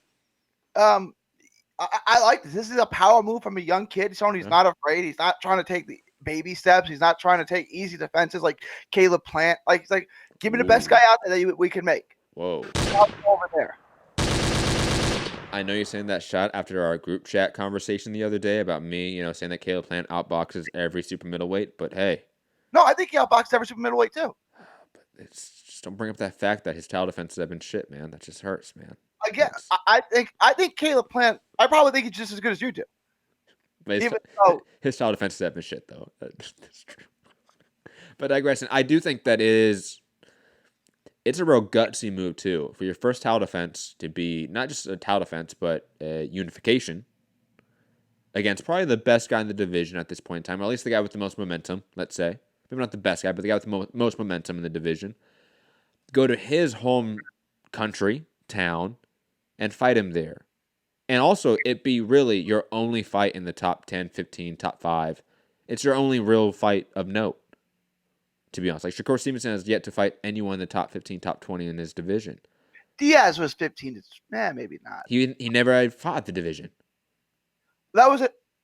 I mean, Diaz went from 130 and he lost to what's the Japanese fighter's name? And then he dropped to 126 to fight Shakur Stevenson. Okay. Yeah. So it's like, how can I rank a guy that's at the division when his only fight in the division was a loss? It's hard to rank him there. Not a bad win. Definitely Diaz a top 20 guy at 130, let's say. But not a top 20 guy at 126 maybe. I don't know. Still a largely unproven prospect, but he has a belt. And he's not doing the Oscar Valdez route. He's not doing the Urin and Cajas route. Like, respect to Shakur Stevenson for that. Like, that is a massive change of course from the top rank diet, so to speak. So I'm all in favor of this, man. This is an amazing fight. It's an intriguing matchup. If Shakur wins, he's a unified champion at the age of like 21, 22 with like 18 fights, has a legitimate top 3 guy on his resume, a guy that was fighter of the year last year. He would beat. If it's Josh Warrington beating Shakur Stevenson, it shows that he can beat a really talented boxer, which he had issues with against Kid Galahad. I'm all in favor of this fight. Like, this fight is one of the most appealing fights out there on the schedule right now, to be honest. This fight is better than like Richard Comey, Tifo Lopez, in my opinion.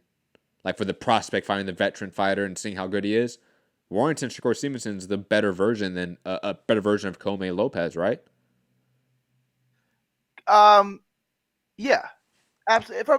From absolutely, yeah. It's obviously a better test. This is a bigger fight, but I think Comey's gonna win. But we'll get to that next week. But digressing, I just love this matchup in every conceivable way, to be honest. This is just a fantastic fight. Gary, any other thoughts about Shakur Stevenson and Josh Warrington? I think we're both in agreement. It's for sure happening next, it seems, and it's happening in the UK.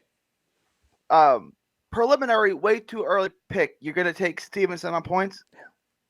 I do too, and I thought that was too aggressive. But then I saw his last fight and how much he schooled Joet Gonzalez, who I thought was pretty good. I thought was a decent prospect. And then I go back to like the Kid Galahad fight for Josh Warrington. I saw him really struggle to get his offense going with a really good boxer that could negate offense. I think Shakur Stevenson is a far better boxer than Kid Galahad. Yeah, from a pure technique perspective, maybe not accomplishments, but just a pure. If I watch them fight, who do I see is the better boxer? Shakur is a better boxer than Kid Galahad. And Galahad gave Warrington tons of issues. So I expect Shakur to win here. In a really competitive, fun fight. Really competitive. I think it's close. I think Warrington wins rounds early on just on volume. And then once he starts to slow down a little bit, once Shakur can really start to time him, he's going to start catching him with clean shots. And he's going to carry the fight in the second half. He's going to win the fight by carrying the later rounds. And I think, he wins the decision 116, 112, but a clear, because he won all the late rounds. Yeah. And then the one British judge will have it 117, 111 for Warrington. We'll just throw that out. Or like the one French judge, like the Belgium judge. It's not really British, but they're European. Just saying, guys. Be on the lookout for that.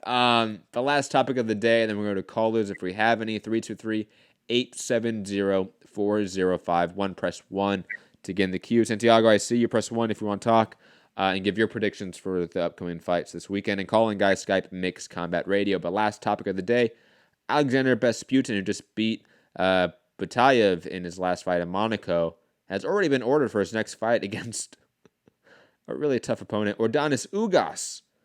So Besputin Ugas is being ordered by the WBA. Ugas has already gone out to social media to sort of accept the fight and say, I want this fight. So in my mind, this fight's going to happen, since who's going to tell Ugas no? That guy is terrifying. Fuck that.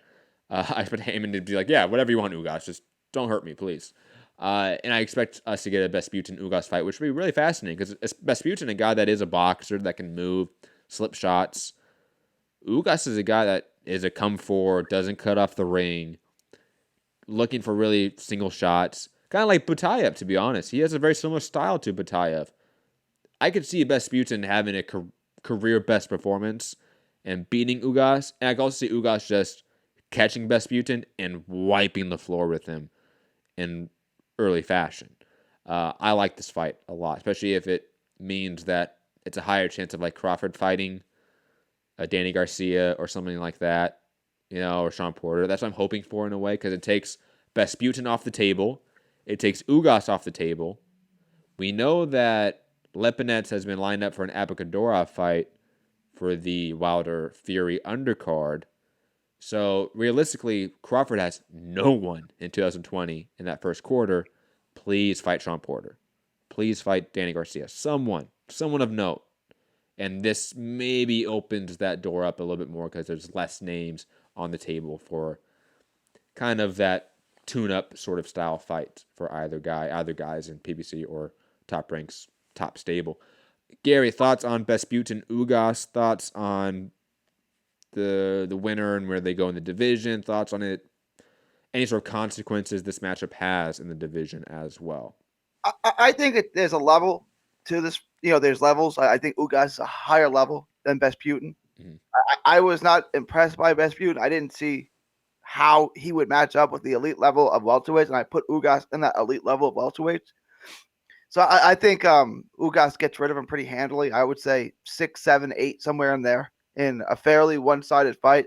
But I'm really high on Ugas. I was high on Ugas before the Porter fight. I've been high on Ugas since he moved up to 47. So, I think Ugas beats Danny Garcia. I think Ugas, like if this was Danny Garcia, do you see the fight as competitive, or do you think Garcia beats him pretty handily? Wait, Vesputin versus Garcia? Hypothetically. Oh, I'd pick Garcia. Yeah, by KO. Okay, that's I know stylistically they're different, but I think Garcia would get rid of him eventually. Mhm. I think Ugas will get rid of him eventually. Well, But for example, like I would pick Danny Garcia over Adonis Ugas.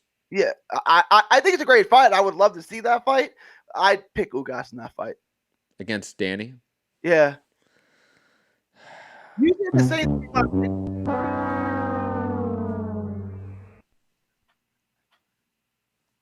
Go, Gary.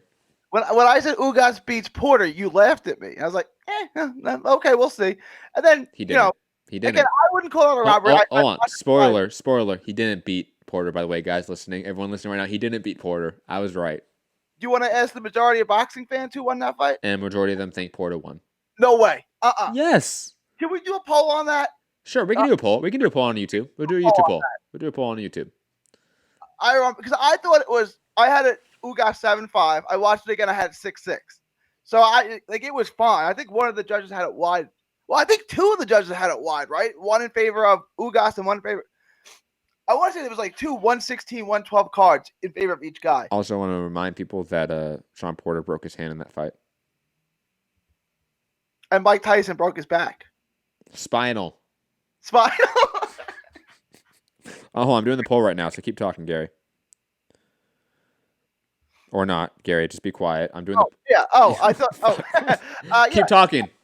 Ugas and look, there are going to be plenty of people who think Porter won that fight. I just think the majority of people are going to think Ugas won. Ugas looked really well. That was his coming out party. Even though I told y'all that he was really good, and I picked him to win that fight, and Matt laughed at me. I still do. Most people, okay, you're going to be surprised when you see the results of those polls. I can promise you that. But so, like, Matt, do you think you thought Porter beat Danny decisively too, right? So, that was a competitive fight. I don't think it was like a clear 8-4 decision. That was, that was a 7-5. That was a tough fight to score. Yeah. Okay, but we both watched that fight, and at the 12 rounds said, okay, Porter won enough rounds to win that fight. Yeah, 1-7-5 decision. I had an 8-4, but okay, fine.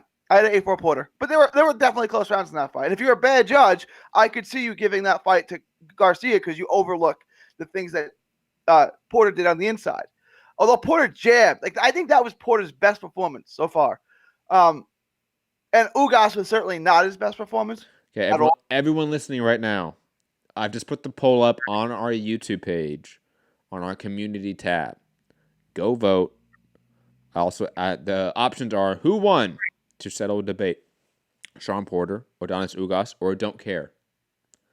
Don't Care's gonna win. Don't Care, it's definitely gonna win. That's why I put it there. But anyways, like I said, I think we're in agreement that Ugas should win against Vesputin, but I don't think he beats any of the top guys. I think he gives them all tough fights, but he doesn't beat that top level. He doesn't get over that hump. Keefy poo. Ices him. Stop. No, I would pick Thurman to win that fight. Ugas can't cut off the ring. If Ugas could cut off the ring, he'd be a much better fighter. I would pick him to beat Danny. I would pick him to maybe beat a Keith Thurman, to be honest, from a stylistic perspective. Especially like a Keith Thurman off of a layoff, an injury. But Ugas just doesn't cut off the ring at all. Thurman, and I still don't think Thurman jabs enough. But when he was first coming up, he didn't jab at all. That's why I was like, okay, once he gets to a higher level of guy, he's just going to get outboxed, right? Because he doesn't jab at all. And I still don't think he jabs enough, but he has established a jab. stylistically with his legs, he's the wrong guy. Because you still I know Keith hasn't gotten the knockouts as he's moved up, but Keith can still crack. You don't want to trade punches with Keith. And then Keith is a much better athlete. If Ugas was a little bit bigger puncher and a better athlete, he beat Keith Thurman. I feel like, you know what I'm saying? They're similar, but Keith is better. I think just stylistically, he's the wrong fighter. Keith's the wrong fight for Ugas. Rubiski in the chat saying, I just voted Ugas. LOL. Fuck out of here. You're dead to me. Dead to me. Let's go out to the callers, though. Let's go out to Santiago.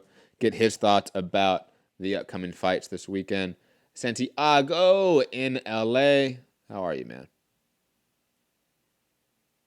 Not much. I just barely got done with the chiropractor. I decided to come into the parking lot because I take the bus here because fuck parking in downtown LA. And yeah, I agree with you, Matt, that for the AJ Ruiz fight, it's kind of like a 50-50 bet. Anything can happen at this point.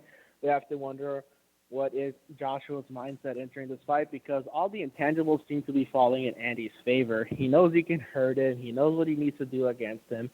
I imagine he's been keeping the same kind of workout he's been keeping in preparation for Andy because let's not forget that when Andy took the fight, he only had a month to prepare. He just came off a fight at that point, too. Anthony Joshua, yeah, he may have been preparing for Big Baby Miller, but he had plenty of time to train, get himself acclimated. He did have that fight with Povetkin, and my money was on Joshua. So I think that this time around, we have to wonder what has Joshua done in his training camp to really try to improve on the deficiencies he's had because, as I told you before, Anthony Joshua, to me, I don't know if he has the capability to go up against a guy who knows how to fight the small man's game. Andy Ruiz at 6'2" has a 4-inch disadvantage, but he knows how to get shorter than that. And if he's going to get shorter than that, I could see that just boding more for Andy than it will for Joshua because he knows how to come up with the momentum, how to come back when he's weaving and dodging and use that momentum to generate power, go to the body, go to the head, catch him in the temple. So it's going to be interesting to see. And quickly, Santi, to that point, I mean, we saw AJ struggle with other small guys like Takum, Joseph Parker, other sort of smaller heavyweights. Yeah. And Andy's hand speed is really what makes the difference, too, because, don't let anybody tell you otherwise. That guy's got some fast hands that help complement his power. So with the momentum, I just can't see it going any other way but for Andy at this point. I really need to see Joshua do what he needs to set up things to discourage Andy from getting on the inside. That's what I need to see from Joshua. I need to see him discourage Andy from trying to get in and do what he needs to. He needs to, work on downward punches, uppercuts, use that jab to get that rhythm Andy has going for him to go into an uppercut, keep him from going inside, second guess his attempt to come in on the inside, because otherwise, what does Andy really have to be afraid of in Joshua? I mean, he does have a nice uppercut. I mean, let's not forget the first knockdown was on the inside for AJ. Or the only knockdown, I should say, for AJ. I mean, that he got on Andy Ruiz was an inside combination, not on the outside, really. You're right, but he staggered him with the right hand. He caught his attention. He hurt him with the right hand and then followed up with it. No, I see. It's not. I don't think he hurt him with the right hand. Okay. He got close enough to land his short combinations. 90 seconds. And then after that, when Andy was obviously hurt, but then even when he was hurting AJ, obviously in the later half of that third round, Andy at times, I mean, he does throw very fast combinations. You're right about that, Santi. But there's times he does throw a little bit wild. And AJ's combinations are usually more compact. And that's going to sound weird, but if AJ could figure out how to out-small man Andy Ruiz, that would be the easiest path to victory for him. 60 seconds. He throws better combinations. Sorry, Santi, back to you, though. Okay, well, to that point, I have to ask you then, where do you think AJ does his best work? on the inside or at mid range? Because I don't think the outside's his game, but I don't know if I would say his inside game is as good as like a guy like Bo, who knew how to fight on the inside. Oh, I absolutely agree with you. I'm not saying that AJ's forte is the inside game. No. I'm just saying that he had more success on the inside with Andy Ruiz than I think people want to think. And the knockdown that he had in that first fight was from an inside combination, not really a mid-range shot. He set it up with an outside shot, and then the finishing shot in the combination 10 seconds was a mid-range shot. But everything in between the outside shot and the mid-range shot was inside work. The uppercut, the short shot to the body, that was inside. That was an inside combination. Finished it up with a mid-range shot because Andy was pulling out and he left his hands down. I think, to answer your question, Santi, I think AJ's forte is obviously the mid-range. But to play with that transitional space from long range to mid-range, from mid-range to the inside, that transitional space and that transitional movement is where AJ needs to better his game, because that's what hurt him in the second half of that third round and really hurt him throughout the fight. He found success with the knockdown from those moments of in-between movement and setup shots, but he didn't have prolonged success in the fight doing that. He needs to find an ability and a game plan to get prolonged success doing what he did with that knockdown, if that makes sense. Yeah, I can see that. I can agree with that. Gary, your take on what I've said so far regarding my thoughts on Anthony Joshua and where his fighting game lies in. I don't see really any noticeable advantage for AJ. Like, outside's not really his game. I don't think he wins the fight there. And, he did well on the inside, like Matt said, but he also got knocked out on the inside. Yes. So it's tough without seeing him improve upon anything on how he's going to win this fight. Now, he could win the fight because he had him badly hurt and all but out in the first fight. And we all thought, if we're being honest, that knockdown was going to be – that was the beginning of the end. And Ruiz had done decent for himself up until that point. So it's not out of the question that Joshua wins. I just can't bet on that because I don't see where he's noticeably better than Ruiz. I see where Ruiz is better. He'd have to fight the fight in the mid-range for 12 rounds. Do you think he can do that? He have to take shots. Like, that's the thing. Like, AJ's going to take shots in this fight. You have to think that he can weather the storm more in this fight than the first fight. I don't know if that's the case. Because, again, if you go back and watch the first fight, even before the knockdowns in the third round, Andy was finding success and hurt him in the second round. Andy was doing well. The narrative that AJ was outboxing him, knocked him down, then he got hurt and everything changed is not true.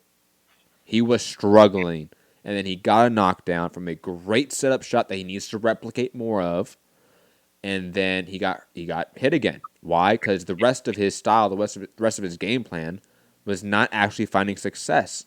Case in point, the first two rounds. Go back and watch those first two rounds, people. And don't just listen to one night's documentary about guys and people saying that they've never heard of Andy Ruiz before that night. Fucking bullshit. Anyways, back to you, Santi. Yeah, man. So that's my take on the marquee fight. I'm going to be up early for that one. I'll be doing my scorekeeping, doing it for you guys as always. And on that topic about like a show where we list our top 20 heavyweights of all time, I'm down to do a show with you guys. You know that my history goes all the way back to John L. Sullivan. So that would be really fun. You guys keep me posted on that. Santi, okay, quick thought. Okay, yeah, I'm not holding you to this. Roughly, where would you put Larry Holmes? Oh, yeah, I would easily have him in my top 20. I'd probably put him, like, right now, not even, like, looking back at my history right now, probably top 15, maybe on the 12th. That's so absurd, Seth. Come on. That's so absurd. My back on this. You couldn't beat him. People did. No, only Spinks did. I mean, then later. And Spinks, both those decisions were bogus, and he was old. That was his 49th and 50th fight. So he was 48-0, and that's when he got the bogus decision and said Rocky Marciano couldn't carry my jackstrap. And he's absolutely right. You know how much better he is than Rocky Marciano? Well, I'm not disputing that. I mean, if there's one person that reigned in a worse era than Larry Holmes, it's Rocky Marciano. So Ken Norton, he was a victim of his time. Those guys, Muhammad Ali, those guys were no good?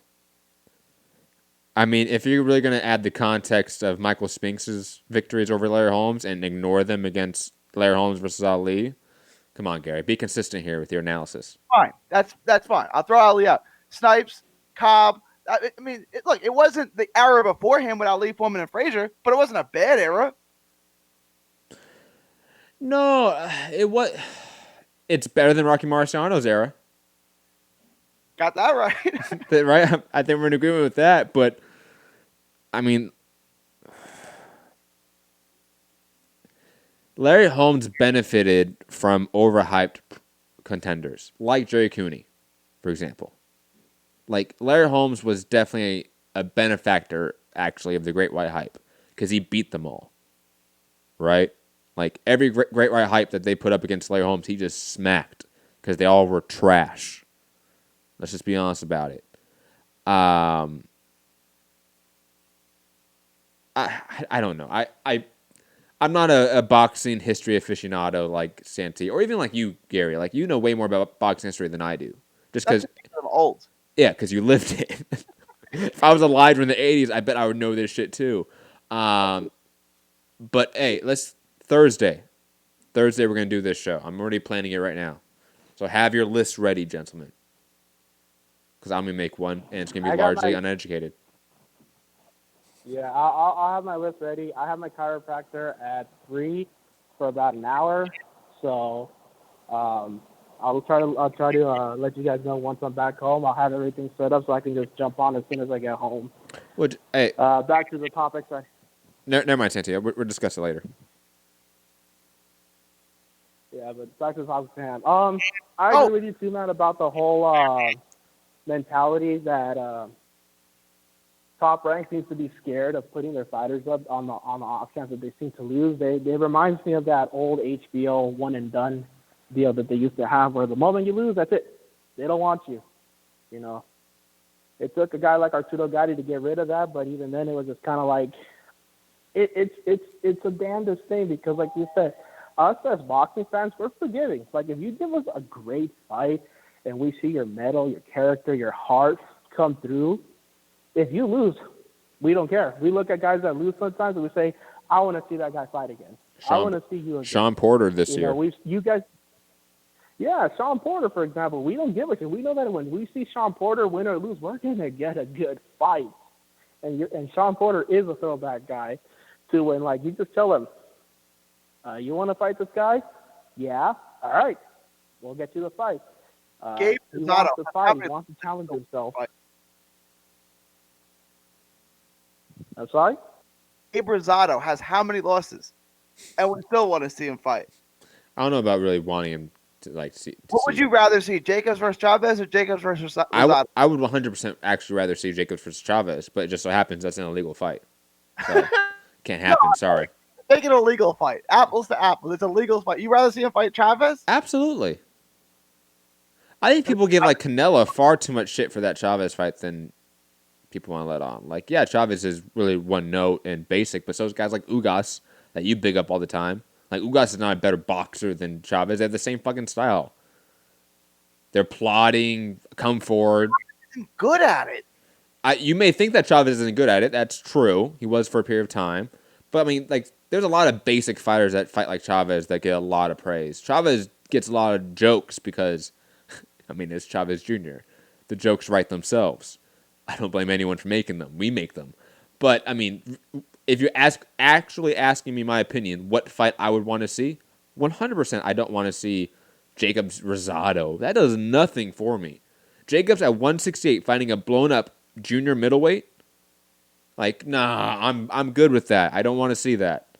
Fight Chavez, like, that's an interesting fight at least. I like to see Jacobs on his back foot in box. I always like seeing that version of Jacobs too. He would have to do that against Chavez, in my opinion. If he does want to throw down with Chavez, Jacobs. He's one of those guys that does just sort of windmill it out. If he wants to throw down with Chavez, he'll just knock him out because there's levels, Matt. Chavez is not good. He's good. If he throws down, he'll just outclass him and catch him and knock him out. Again, I think Chavez is mediocre. He's decent. He's not bad. The worst. He's the worst. Never mind. Digressing. Santi, back to you though. I forget what we were talking about. Yeah, just Top Rank needs to get their shit in order. Yes. Have some faith in their fighters because this is what creates the rifts. That's kind of one of the things that we started appreciating about Canelo. I still remember the time when, after the Angulo fight, Canelo, had Lara come up to him on the podium. Lara wanted to fight, and he literally goes on the mic and says, "You guys want this fight? Okay, we'll make this fight." And they actually made the fucking fight. I saw that fight in theaters. We appreciate that in fighters. That makes us want to see them actually challenge themselves. We know they want to challenge themselves. And we say to ourselves at that point, if he loses, he at least challenged himself. We don't look at him being like, some people they're just crazy fucking boxing fans at that point. They don't give a shit. But for us, we appreciate that. We say that they challenge themselves, and we just tell them, regroup, come back. You learn something from it. It's like we all say that after that Mayweather loss, Canelo kind of started becoming a better fighter, and look where he is today. So for Top Rank and other promoters that have been giving themselves a special kind of diet, get your asses out of that mentality because you guys are not going to do them any favors. They're going to start stunting as fighters. And when it's all said and done, when you finally feel like, okay, we can make that fight, do not be surprised that they do actually lose and no one gives a shit because it's that diet that has given us the mentality they're shit. They're sheltered. They're good fighters that never had a chance to actually test themselves and become better fighters because every time we see them fight, in our minds we're already thinking they're going to win, I agree on all parts, Santi. Yeah, and then Chavez is a piece of shit. Chavez is a disgrace to his name. I still remember the time when there was a rift between him and his dad, and he was changing his name from Julio Cesar Chavez Jr. to Julio Chavez. Oh, the creativity it took to distance himself from his famous father. Am I right, fellas? And by the way, I'm looking up top 20 heavyweight rankings from numerous outlets right now. Ring TV has Larry Holmes top 3. He's obviously the 3 is not a discussion. The only discussion. No. They put Lennox Lewis behind him, bro. They put Lennox Lewis and Evander Holyfield behind Larry Holmes. You can't do that shit. Hard. Lewis is close. I put Lewis 5th probably. Holyfield's a little further down the line. Holmes, Matt, go back and watch Larry Holmes. You can't beat him. Dude, give him a blueprint to beat Larry Holmes. Dude, Gene Tunney, come on, man. Jack Dempsey. Come on. Because his jab definitely wouldn't be able to keep Jack Dempsey off. Jersey Joe Walcott, come on, man. Floyd Patterson. Vitaly Klitschko would have beaten up Larry Holmes. None of those. Tyson knocked out both the Klitschkos. They're too stationary. He didn't knock out both Klitschkos. Stop. He didn't knock out either of them. I said he would knock out both Klitschkos. Vladimir, I'll give you. I don't know about Vitaly. Vitaly was a guy that showed he had grit. Dude, Vitaly has never been he got finished because of a cut once. That was one of the nastiest cuts I've ever seen in my life. Nah, he's not finished. Both of his losses came to injuries: a torn rotator cuff and then a nasty ass gash where when you put the eye swab on it, it disappeared into the fucking cut. No. Vitaly Klitschko beats Larry Holmes. That is so ridiculous. Is it? Yeah, I don't even think it's 120 to 108. It's not even close. Larry Holmes, greatest heavyweight champion of all time. I know that's not a sexy pick, but it's true. It's not true. What about this? Obviously, Mike Tyson beat him at a very advanced age, right? And after 2 losses, right? And a 2-year layoff. Yeah, I understand that. So you think Tyson would lose to a prime Larry Holmes? I'm assuming, right? Yeah. If Larry Holmes would have got 10 weeks to train for that fight, he would have beat him. But he took it on 3 weeks because Don King says it's a $5 million purse. I'll give you $3 million if you take it right now. He's like, all right, I'm gonna go fight Mike Tyson.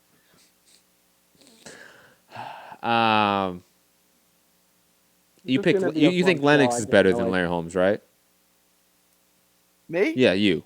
I don't think Lennox is better than anyone's better than Larry Holmes. That's right. You think Larry Holmes is number 1 of all time? That's crazy. I think Lennox is top 5 for sure. That's crazy. He beat everybody. That's crazy. Tyson, Holyfield, Mercer. I can't believe you have Larry Holmes number 1 all time. You guys like above like Ali, like oh God, the disrespect. You know who agrees with me? Is R.A. the Rugged Man. That means nothing to me. Nothing.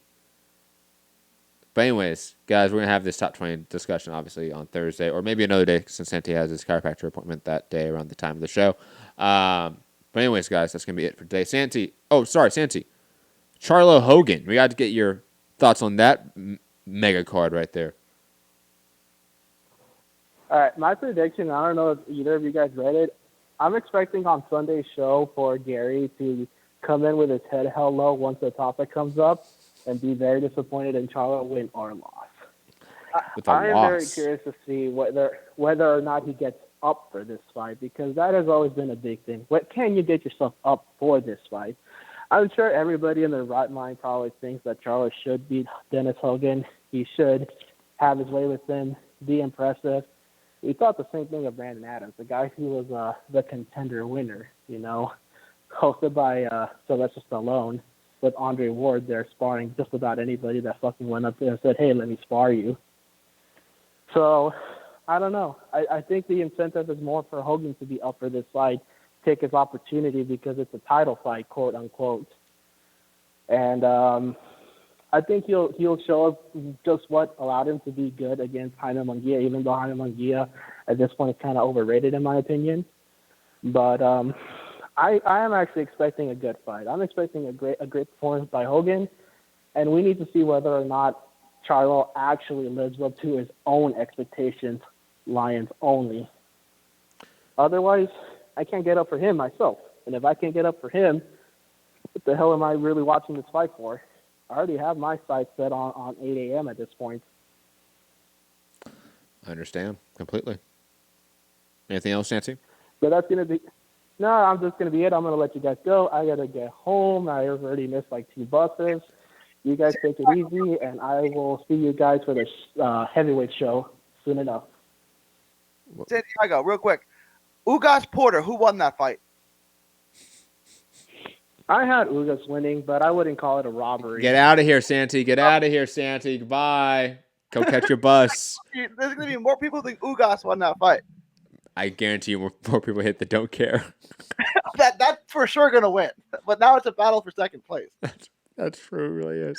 That'll be it for today, guys. Hit the like button, share the show, subscribe, patreon.com/Mixed Combat Radio. I am Matt, the Hipster Hunter. Find me, Matt Hunter, MCR, on all social media platforms. It's been a good show. Good show. Obviously, we have a card this weekend that is sports washing genocide and human rights abuses in a country that is highly, highly authoritative. But hey, this is boxing. We've been attaching ourselves to dictators and authoritarian regimes since, Rumble in the Jungle, right? Since, way back in the day. Fuck. Even in some weird way, Joe Louis Max Schmeling was built off of Nazism. So, shit's been wild in boxing since day one. Not really surprising, but still kind of reprehensible by Eddie Hearn and everyone involved in the promotion. Still a great fight, though. Gary, final thoughts. Let people know where to find you on social media. Boxing changes people. Boxing said, if I can change and you can change, everyone can change. And that's after he knocked out communist Russia and won the Cold War for the USA. A really good show today. Good show. Rob, we missed you. Hope everything's well at home. Happy birthday to Mrs. Rob from the UK, Mrs. Hearn. Mrs. Hearn. Yes. Hearns. So no copyright issues. Find me on all forms of social media at 3D Boxing, from Texas to the world. God bless and good night. Everyone have a great night, great evening, great day, wherever you are. Peace.